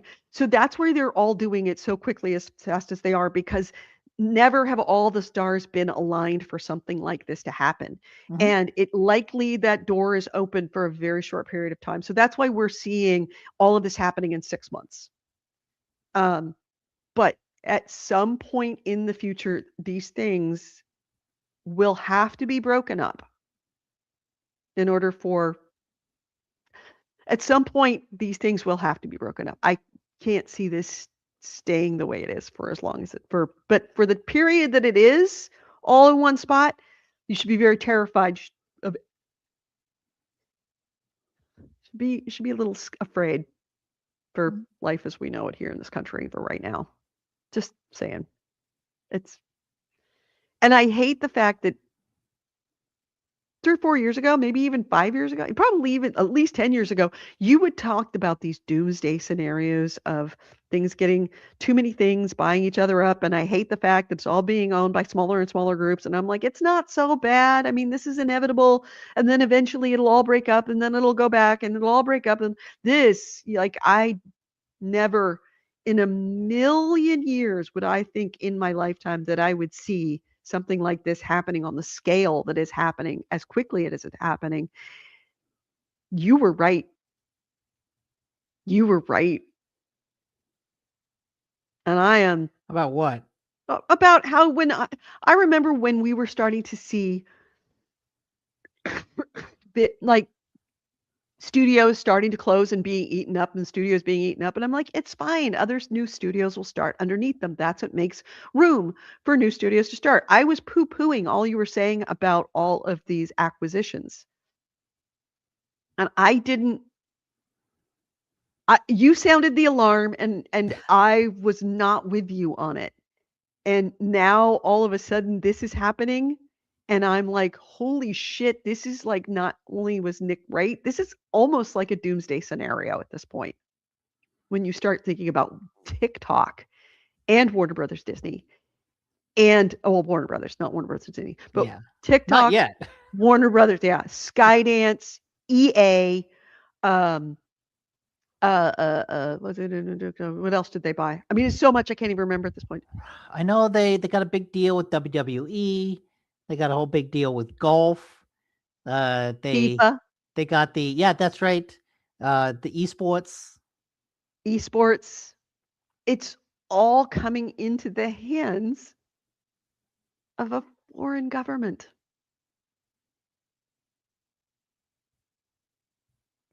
It's a this this is going to leave a mark. Let's just say Yeah. we're going to see Yeah. changes. We're going to see changes, and I just want all of us to be aware of these changes that are happening. That every bit of consumption that we have done all our lives has to be done a little bit differently now. The foundation of our free press is very different now than what it was Although about for the time being. oh, now they're gonna see our data. Like, I don't think that really matters because It's not just seeing our data. our It's data's like taken by everyone yes, already using it for horrible means. it's seeing our data, but Google. it's seeing it in our data in real time, and it's so much of it at a time where, and you're bringing up AI. AI is not great for art, not great for a lot of stuff, but it is really good at crunching numbers. It is really good at data analysis. Sometimes. Always has been. Sometimes. Yeah, you're going to get stuff out, but you can take vast amounts of data and condense it down way quicker at an unprecedented rate than we've ever had it before to be read by people. Yes, you can do that. I'm It's just saying the analysis. The analysis sometimes of the data is not necessarily great, but you can crunch that data faster now than ever. But like there is like ChatGPT sometimes gets basic arithmetic wrong. True, but that's ChatGPT. This is we're talking at a higher level stuff. If you No, don't tell it to remember use what I large said. language models, it's not. It's better. There's only ChatGPT. You think Saudi Arabia is using a different LLM? True. If anything, China might be using one. Maybe True. they're using China's DeepSeek one, but like, no, it's Chat GPT all the way down. Yep. But regardless, it's like they're going to have instant access to all this information and be able but it's not just the information they're pulling from us, but now it's also controlling all the information that's coming to us. So I'd like to end by bringing this back to video games. Yes.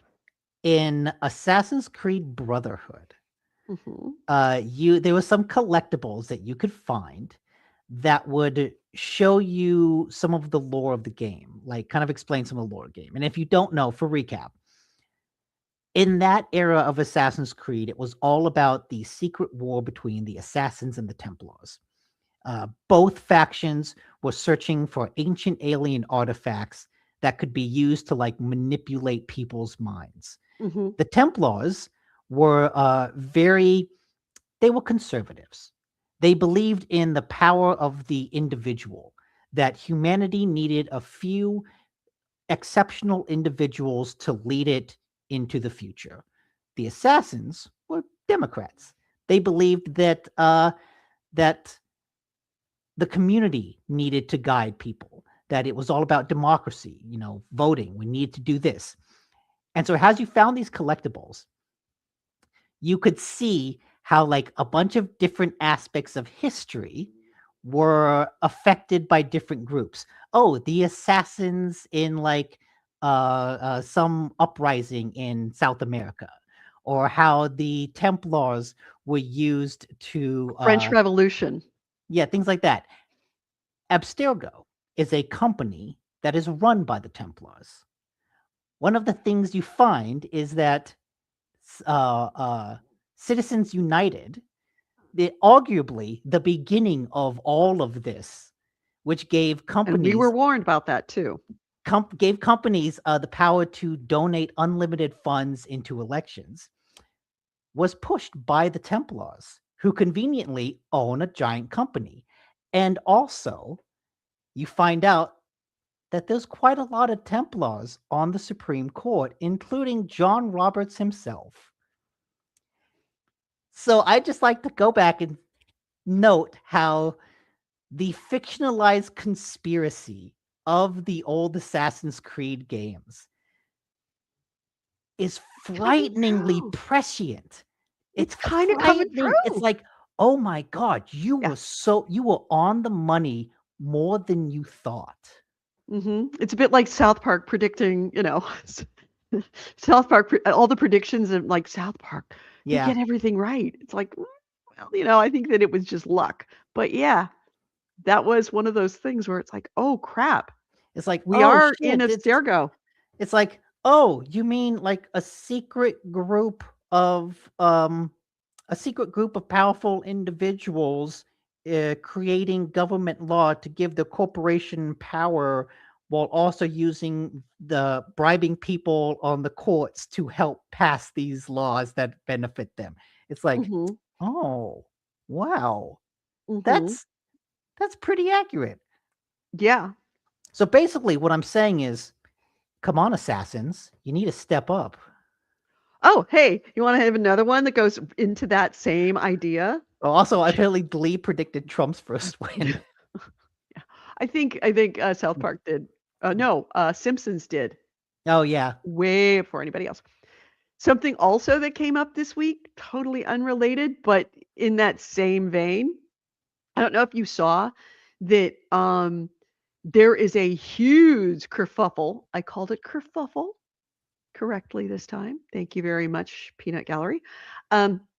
The Freemasons, the UK government is trying to force all the members of the Metropolitan Police in the UK who are members of the Freemasons to disclose they are members of the Freemasons, and it is causing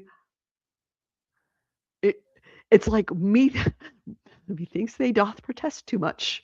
They are, I Yeah. mean, the Freemasons are suing the shit out of them because they're like, we don't want you to know who's a member of the Freemason, because it's always been kind of one of those things. And I don't know if you ever watch like British TV shows, but it's like, it's always like Freemasonry in the police in the UK was very much a thing. Like you wanted to advance, you became a member Yeah. of the Freemasons. Yeah. You didn't advance if you weren't a member. And now they're like trying to force people to disclose whether they're that are members of the police department, to disclose that they are Freemasons, and they're having none of it. And it makes you go, ooh, there's the Templars right there. Because the Freemasons, of course, go back to the days of the Knights Templar. Yeah. Yeah. They're Knights of the Freemasons. So Assassin's it's Creed like, was right. this is all so I know.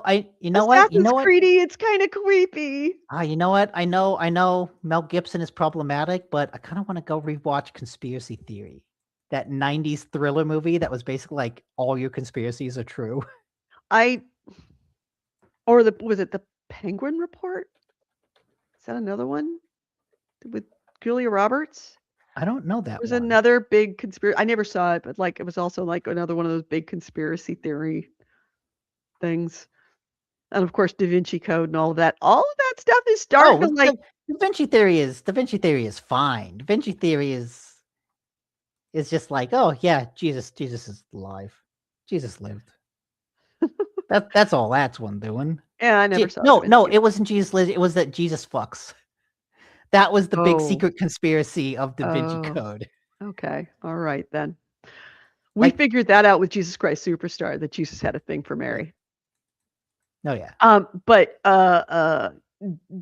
yeah, you're right. It is sort of become Assassin's Creed real life. All Makes you conspiracies are wonder, true. is Yves Guillemot, is he a Templar or is he an assassin? Was he trying to warn us? Or was he just paving the way and sending a message to the rest of the Templars of how to do it? Well, according to Assassin's Creed Pelican Brief, lore, that's it. according to oh, that's right. In Assassin's Creed 4, you work at Abstergo Games, who's making an Assassin's Creed game. That's right. So I feel like the developers were the assassins trying to warn us about Yves being a Templar. Oh.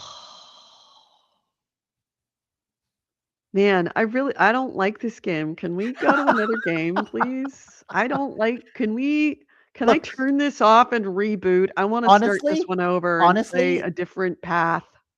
This is why I loved Assassin's Creed during that era, because like it was really political in like some really daring ways. And now it's just about like fucking Greek gods. I don't know. Like they have completely disconnected from all of that. Eve figured out. Eve figured out what they were doing, and he's like, shut that shit down. Shut that shit down. You're not going to talk about politics. You're not going to talk about South American uprisings. You're going to talk about Greek gods. Yeah. Yeah. Mm-hmm. Yeah, it's all.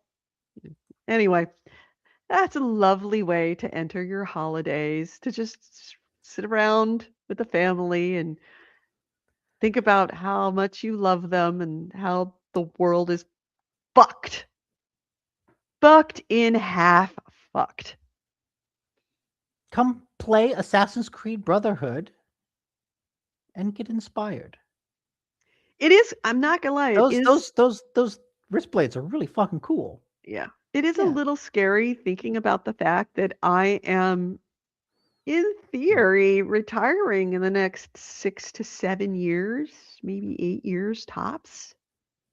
And I'm going to be retiring into this. And we're about to to see all of this just going off the rails. And I just want to this is what you do. Have a nice, quiet retirement with my 401k and my big batch of. Take all your 401k and invest it into Silver Lake. Silver Lake is not publicly traded. Oh, damn. Well, I find mean, some that's sunny. the whole thing. Find some sunny If it company. you can were, buy. this wouldn't be a problem. None of this is publicly traded. It's all private. Then it just invested into AI. I'm sure that'll be fine. No, I moved.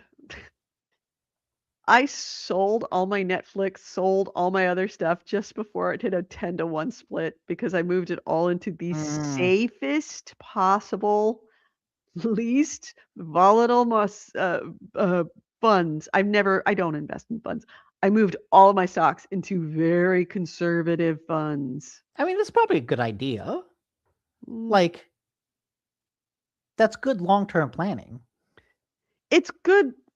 Yeah, but man, I really wish I'd have gotten that 10-to-1 split. Everyone regrets not buying Netflix when it split into Quickster. I did that with Everybody Tesla. remembers No, nobody remembers Quickster. Nobody, That's the yeah. problem. But the people that do are like, son of a bitch. I did that with Tesla as I sold it. I sold it at the top right before it split 10-to-1, and then I rebought it back to get the 10-to-1 split because I figured that there would be a rise, and it sunk like a rock. Okay, maybe you should just always wait until after the split to sell. And then I sold. No, generally speaking, splits on stuff like that. It goes up. Like Netflix, oh my God, Netflix absolutely soared up, doubled in price after the split. But I bought it back. It split. It sunk unprecedentedly. I held on to it, held on to it, held on to it, held on to it. It rose, it rose. It's doing great. I'm back on top. I'm making tons of money. Triple digit percentage increase, doing great. And then the Nazi salute happened, and it was like, yep, sell it again. And that was another smart move. Now it's back up where it was when I sold it, but I'm not buying it again. Fuck that guy. Too much ketamine. Too much ketamine rolling through that guy's brain at this point. He has fried it all. By the way, did you, final closing notes, it is almost our last thing a year. We're just kind of shooting the shit at this point. Did you hear about the power outage in San Francisco? I did. I don't know what caused it, but I just heard that it was a big power outage. So it started in one little area on the west side of the city, and much like a doomsday movie, every like 40 minutes, another section of the city kept losing power until most of the city was out of power. And still there are things, and then a substation caught fire, probably from shorting out. So yeah, essentially it was one of those domino effect collapses of the power grid in San Francisco that just went through almost the entire city. And I haven't heard what happened. I don't think it was like pandemonium along the lines of like, remember when, I don't know, probably too young to remember the great power outage of New York City where the entire New York City went complete anarchy. Also, 9 months later, there was a baby boom in New York. But yeah, it's true. Yeah, it was in the 70s. Like all of New York went dark, and just roving gangs and street fires and home invasions and looting and robbing. And it was just, I think it was 78, I want to say. It was nothing like that. It was just very inconvenient and a pain in the ass, and all of the street lights out in the entire city, which means, of course, in San Francisco, it means nobody stopped at any of the four-way stops. It just means go 90. So there were lots of car accidents, and of course, during the middle of the weekend of one of the biggest shopping weekends of the year, all of like the major shopping no areas traffic shut lights, down. none of that. Nobody could come into the city. BART was down. All of the stores had to shut down and close their doors because they were afraid of looting, because of course all of the they wouldn't even have alarms. payment systems that work. They'd have to take cash. Right. Could And they all of even the open alarm their systems doors? are All off. those stores? No, they boarded up because of course all the Huh. alarm systems are off. Oh yeah. No, it's bad. It's still a lot of people out of power, and it's been more than 24 hours in San Francisco. A lot of it's come back, but a lot of it is still out. So it's been bad. There we go. 77. Well, I was close. 70 New York, the great power outage of 77. We were sitting on the West Coast, just like riveted to our television screens, like, oh my God, it is turned into complete anarchy in New York. And it was complete anarchy. It was just the night of terror. Like Do they guns have came out and it was bad. But San Francisco wasn't that bad. But yeah, do they by that have scale. an idea of what caused it yet? They haven't said, but it's got to have been a rolling outage due to something getting overloaded and then overloading the God, next stations and this the next stations and the next stations. this article, San Francisco power outage leaves a large majority of city without lights, causes self-driving cars to stall on the road. Yeah, that was another one. Waymo has suspended operations in San Francisco because of it. I wouldn't have thought. But wait, why? I guess they can't recharge. They could keep going for a while, but they can't recharge. But they have no connection to anything because all the servers are gone. Oh, wait. Are you telling me that the Waymo cars are online only? I don't think that they're online, but they've got to check in. Wow, all of the most horrible aspects of video games are really part of the real world now. Hey, do you want to buy a car that requires an internet connection to function? I don't know that. Oh my Yeah, God. yeah. It was pretty bad. So yeah, that's what's going on in San Francisco right now. Fortunately, Nick and I are sufficiently south. We're about how many Oh, miles? I haven't noticed anything. I didn't Everything notice has it been until I got on the perfectly fine. news last night, and it's like leading the news, like, oh my God, pandemonium in San Francisco. I'm like, what the fuck? It's like, how did I miss this? I'm normally so connected, and I just didn't check the news yesterday because I was sick in bed and I didn't turn on the TV. Oh, I was just okay. lying in bed playing Balatro. I'm gonna say this now. I'm off for the next 2 weeks, which means I'm not in front of my work computer, which means I'm not like typing and then getting bored and then going to Google News. Yeah. So like for the next 2 weeks, the only news I will consume is like video game and movie related, and it's gonna be so nice. It's Well, just gonna apparently be video game is the news these days. yeah, right? Like all the doomsday scenarios of video games are all happening right now this week. Actually, all happening yesterday. Yeah. So go over to You know your what? light Yeah. switch and turn it on and off, and think to yourself, how lucky I am that I can do that. Hey Google, turn off the office lights. Yeah. Hey Google, turn on the office lights. I'm like, Jesus, let there be light. I don't know. I don't want to connect my lights to Google. I feel bad that I actually have a Google in my house that plays, and all I used to do is use it to hook up to the cameras and play NPR in the morning when I make my coffee. Mm. I don't have it hooked up to any of my It's services really or memberships or anything like that. It's really useful for the lights because you can turn them on and off without having to get up. You can dim them. That's the nicer thing is like I can actually dim it, 50%, 20%. So when I watch like a movie at night, I can actually get nice movie theater lighting instead of having it all pitch black. Yeah, but it's listening. And if you say dildo 10 times, it will show up on your Amazon account. Hey Google, dildo, dildo, dildo, dildo, dildo, dildo, dildo, dildo. Sorry, I didn't understand. Also say sex toys a couple of times, just randomly. Don't say, hey, Google. Just say randomly sex toys in your house a few times. Okay. I think I told you this story. Yeah, the rubber chicken story. Yeah. No. The rubber chicken story I deserved because I ordered that Oh. rubber chicken. I was very drunk. The grocer rubber chickens and the bag of dicks. Yeah. No. This was, man, I hope Chris never watches this show. So I don't have my Chris phone. went away I could call Chris. Chris went away for a weekend to Sacramento to a volleyball tournament with his daughter, and I stayed at the house to take care of the cats. Mm-hmm. And I was by myself in the house, and I don't know how I got onto it, but I was having a conversation on the phone with a friend, and I mentioned sex toys a couple of times. So Chris comes back from the trip. Now, I did not know this, but there's an Alexa in the house. I didn't know this. The Alexa in the kitchen. Had no clue it was there. I come back, and it was either maybe 2 or 3 days later. It might have been when he came back. Maybe it was probably 2 or 3 days later. Was there a package at the door? No.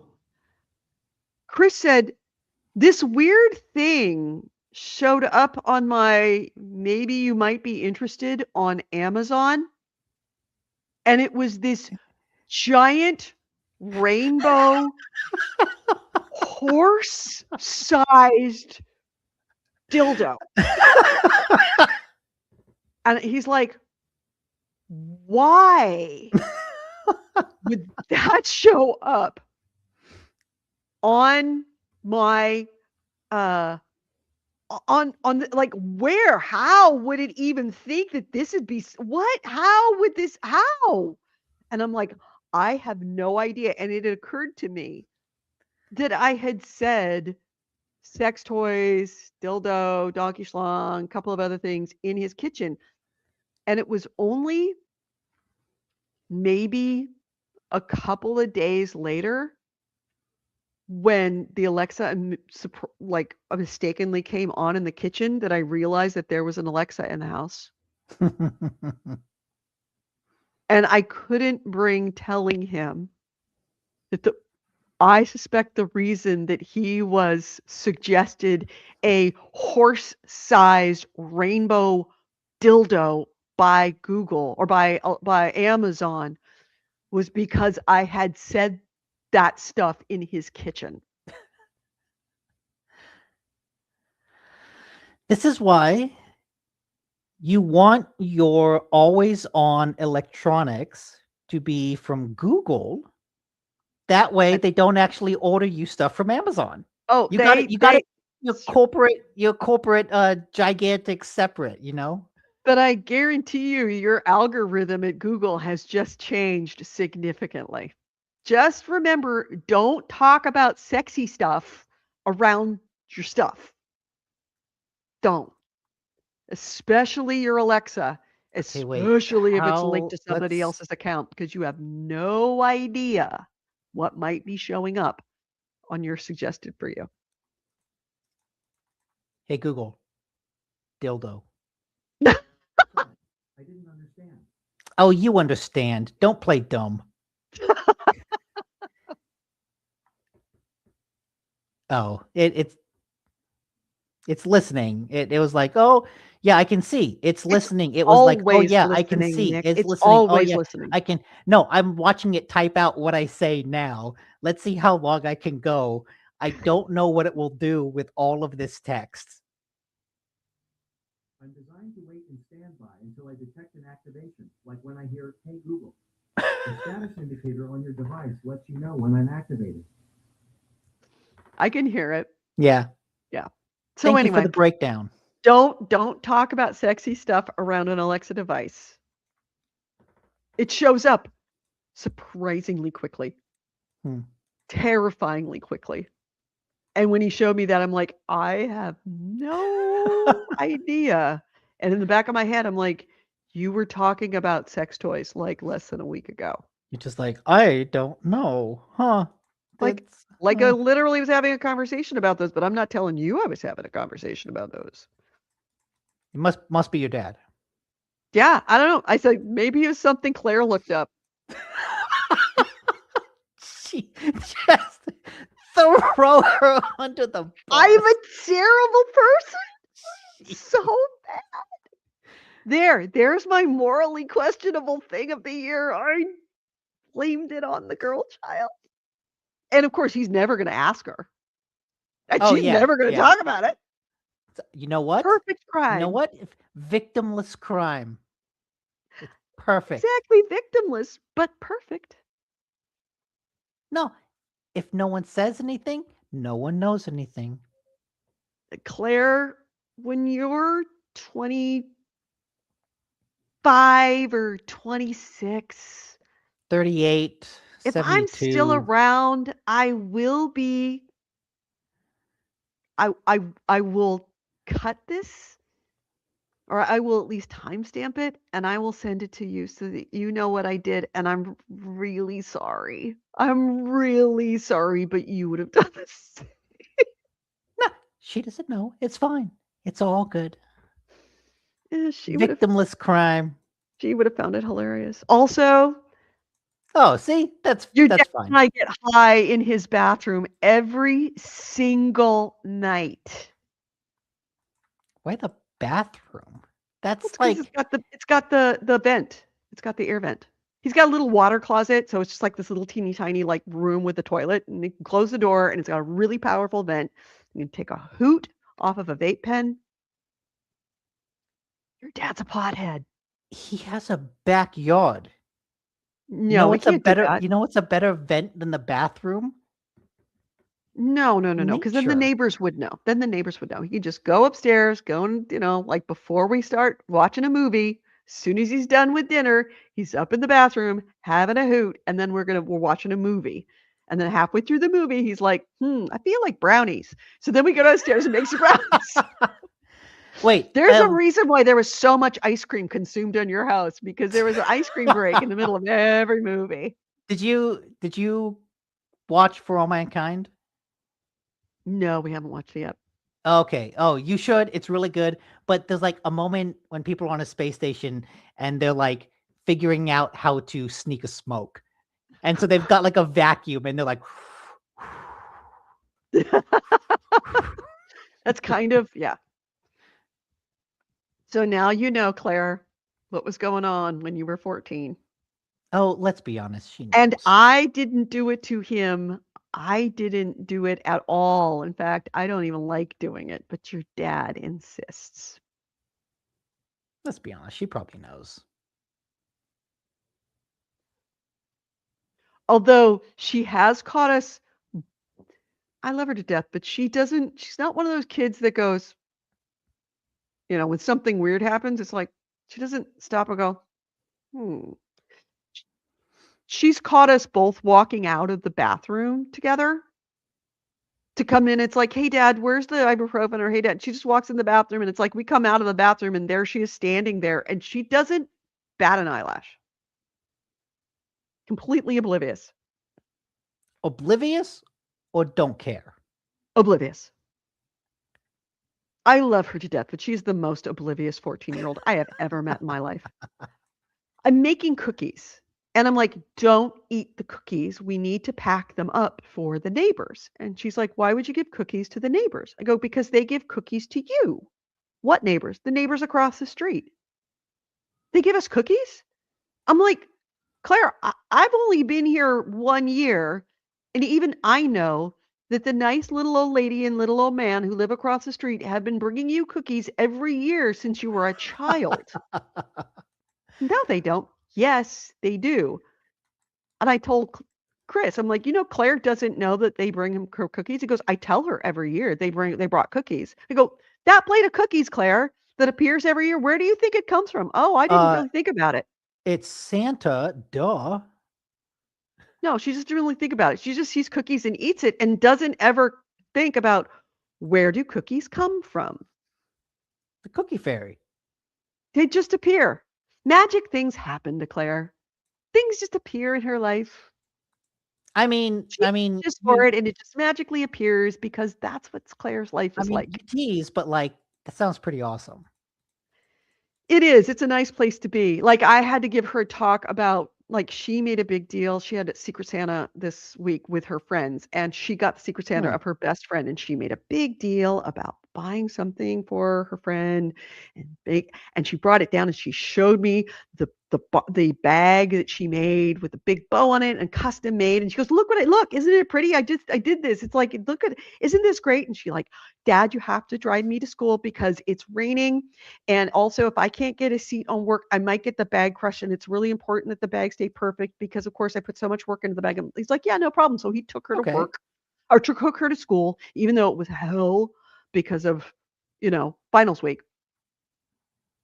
And I had to have a talk with her last week. I'm like, Claire, have you gotten anything for your dad for Christmas? And she's like, and this was the day after her grandfather's 94th birthday where we gave him presents. And she rolled her eyes the whole time about how he was an old man. And I had to give her a talking to about like, and I turned to her and I go, Claire, he's 94. You have no idea how much I would kill to be able to sit with my grandfather right now. And that was kind of like a little like chiding, like, keep in mind, girl, he's 94. I don't want to say this might be your last, but this might be your last. But I had to sit down with her that night, and I was like, okay, I'm done. The next night, I'm like, Claire, have you gotten anything for your father for Christmas? And she looked at me like, I'm like, you made such a big deal about getting a Secret Santa for your best friend and packaging it and taking care of it, and how excited you were, and you haven't gotten anything for your father? Well, I never get anything for dad. I'm like, Claire, you're 14. I was buying Christmas presents for my parents at 9 with my money, my Christmas money and my gift cards. You're at that age. This is the time when you need to start not thinking like a little kid and start thinking like an adult. And one of the things adults do is buy Christmas presents for the people they love, not just get Christmas presents from the people they love. They should here's a list. Give each other a list. Right. Well, even so, and I can guarantee you, she's not buying her dad a Christmas present. Because, well, how am I going to buy him a Christmas present? I'm like, well, he's going to know. I mean, I use his card. I'm like, that's not what's important. What's important is that you bought him something to say, I love you. This is what Christmas is about. You give presents that you think, well, what if he doesn't like it? I don't know what to get him. It doesn't matter. Get him something you think he might like. It could be terrible. The important thing is you get him something. It could be a gift card, Claire. Get him a gift card to the Alamo movie house. Get him anything. Just get him something, because you can't go through your life taking and not giving.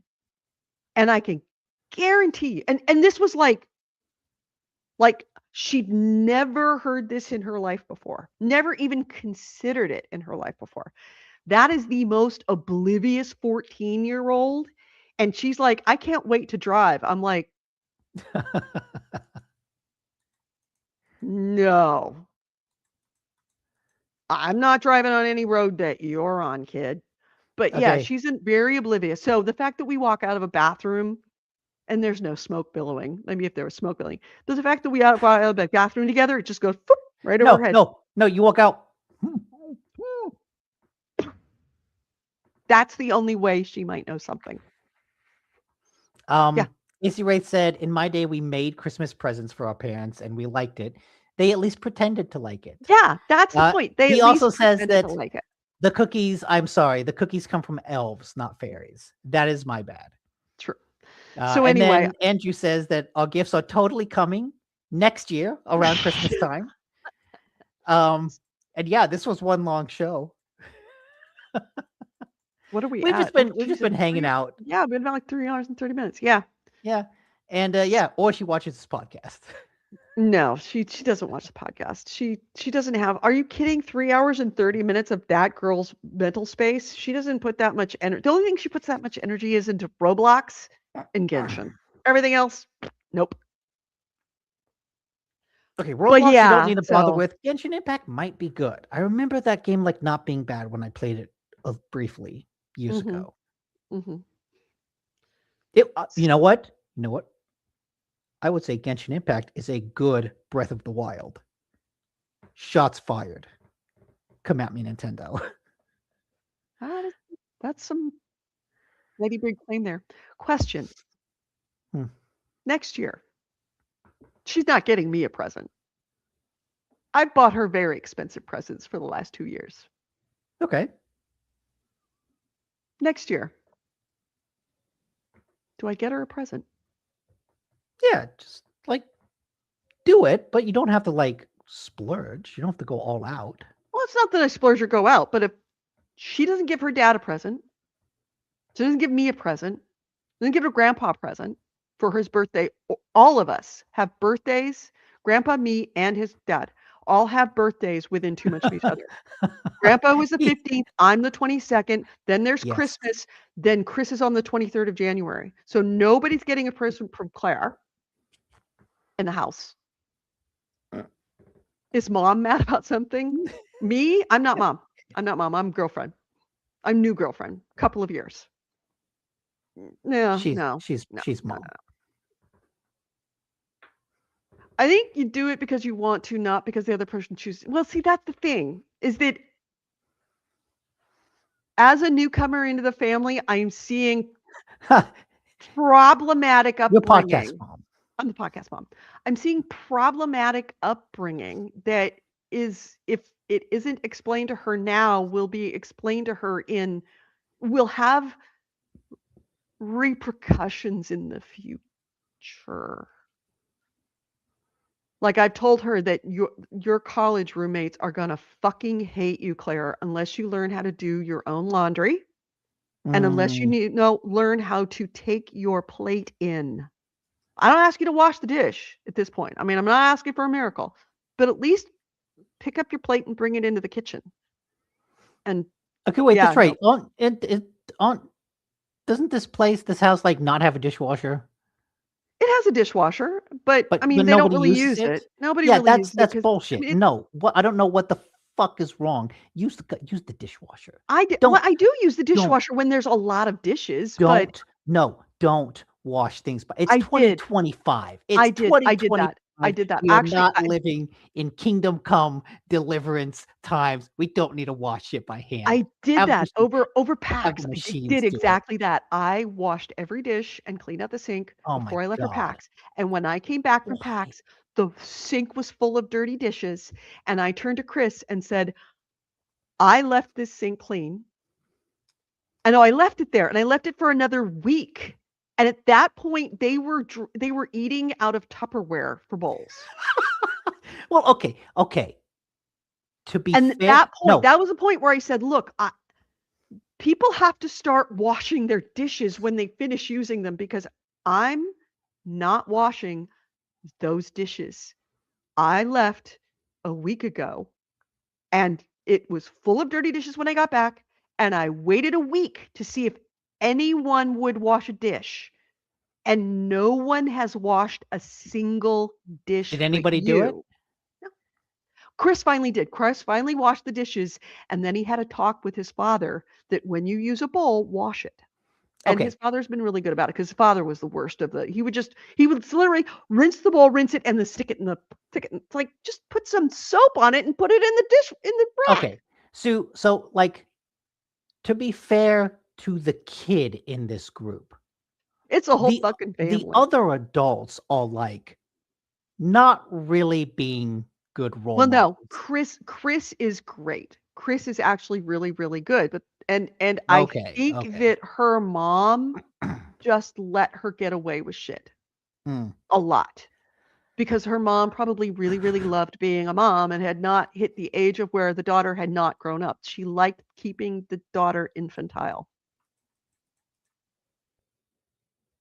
I mean, I don't want to disparage somebody that's dead and who can't defend herself, but I really think that the mom who should have been like, giving her life skills really didn't give her life skills. She kind of liked her little girl and kept her little girl and wanted her to be a princess and left her being a princess. And the thing is that now she's 14 and she's a princess.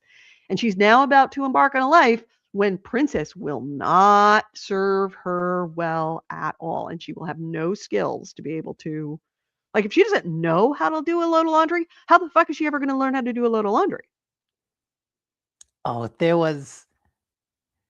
there's a fantastic scene in the show New Girl where a guy tries to figure out how to do laundry, and it's hilarious. What is it? This is twice you've lied about the mom girlfriend thing, or you didn't and are from Alabama. Detroit doesn't accept this type of fairy. What? No, I'm not a mom. I have no kids. I'm a widow, and I'm dating a guy who is a widower who has at the time we started dating, 12-year-old daughter. Now she's 14. Nick is my friend who I've had for 13 or 14 years that we've been on this podcast. And we're just friends. We're just buddies. So I don't know. Yeah, I'm the girlfriend. The mom is dead.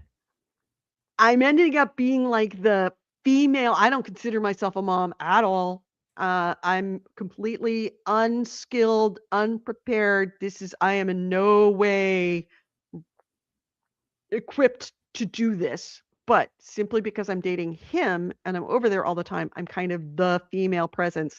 And I'm trying to like help guide her because I'm really the only like female presence in her life. So I'm kind of in that weird gray zone of like, I want to impart some wisdom, but at the same time, I don't have any authority to enforce it. So all I can do is kind of like, hey, you might want to think about getting your dad a Christmas present. You're 14 now. I mean, do it. Like, that's all you can do, but do it. That doesn't mean that you shouldn't do it. Like, give her advice. That's what happened. I have been. Yeah. I mean, last year on Christmas, absolutely. I did, you get your dad anything? I said, no, well, he really wants these shoes. And she's like, well, I don't know how to get those shoes. I ended up buying the fucking shoes for her and she put her name on it. I said, I'm not doing that this year for you. I spent $120 of money I really didn't have to spend on your Christmas present for your dad. You need to think about what you might want to get your dad for Christmas. Like, you should just 2 weeks ago. Have him give her a list. Tell him to do that. That way it cuts down that easier step. That's what my family always does. It's just like, here's a list. Don't stress out about anything. Just here's a list of stuff. And it's all simple stuff. That way we can have like a pile of presents under a tree with like no stress about, do they like it? What are they going to think? It's like, no, they told me they wanted this. Yeah, I'm of the opinion I'd rather get something that is a surprise that I don't like than something I want that it isn't. That's really hate way too much effort to put into. Just get me something that you think I'll like. I'll probably love it. I'm easy. That's a good idea. Actually, next year I will do that. So Claire gets a Christmas present next year.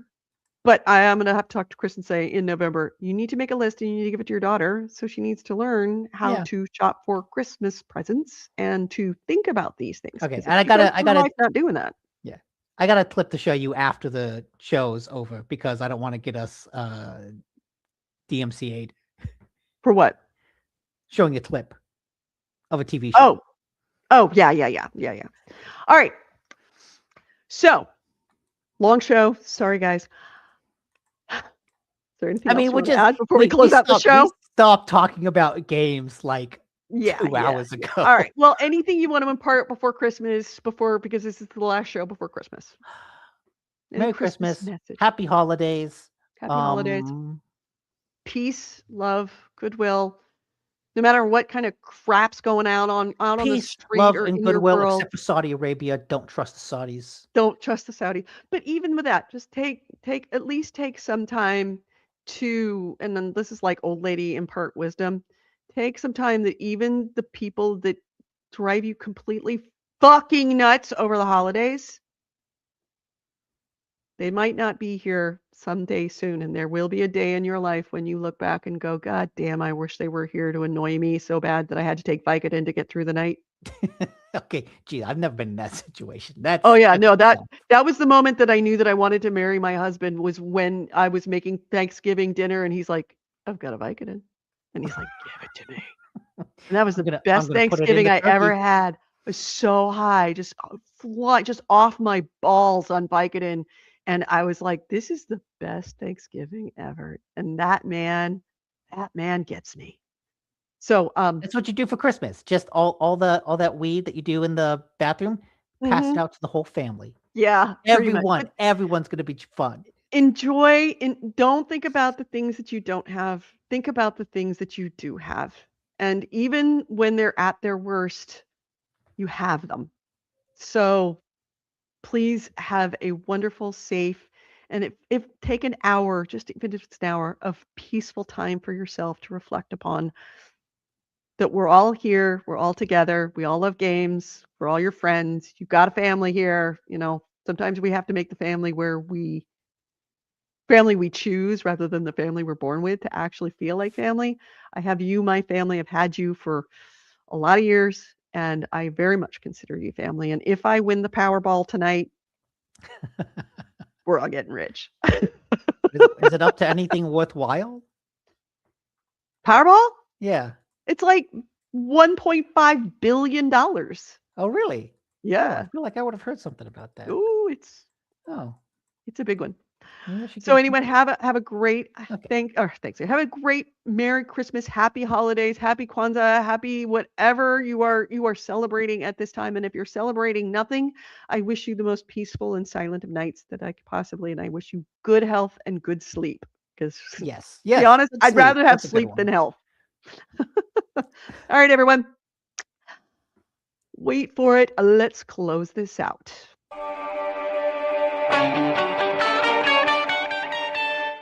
Thank you for listening to GameHounds. GameHounds episode 802. We recorded this on December 21st, 2025. I'm Edie Sellers. With me has been Nick DiNicola.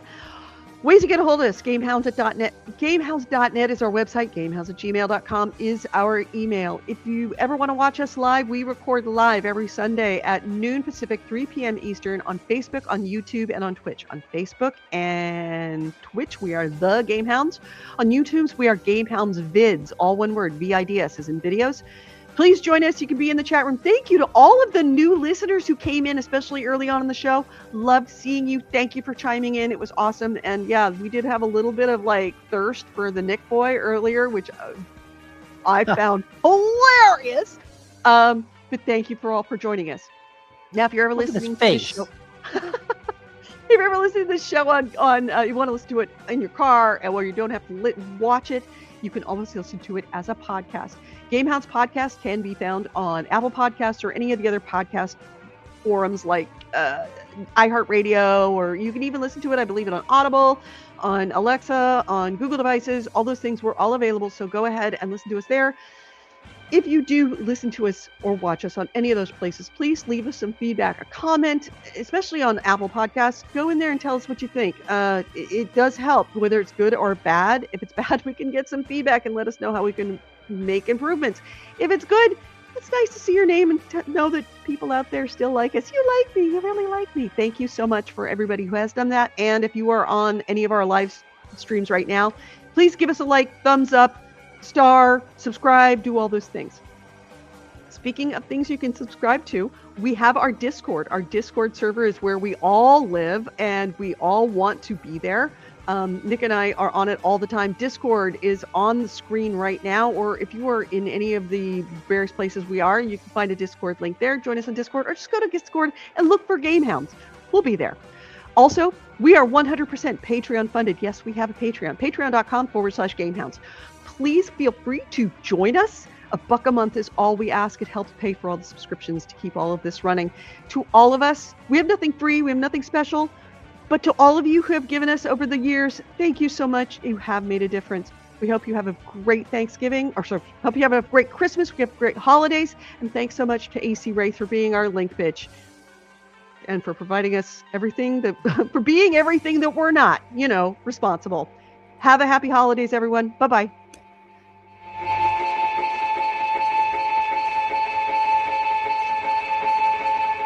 I just want to add before we go, according to Andrew, YouTube was promoting us a lot this time. And I think it's because of the orgies.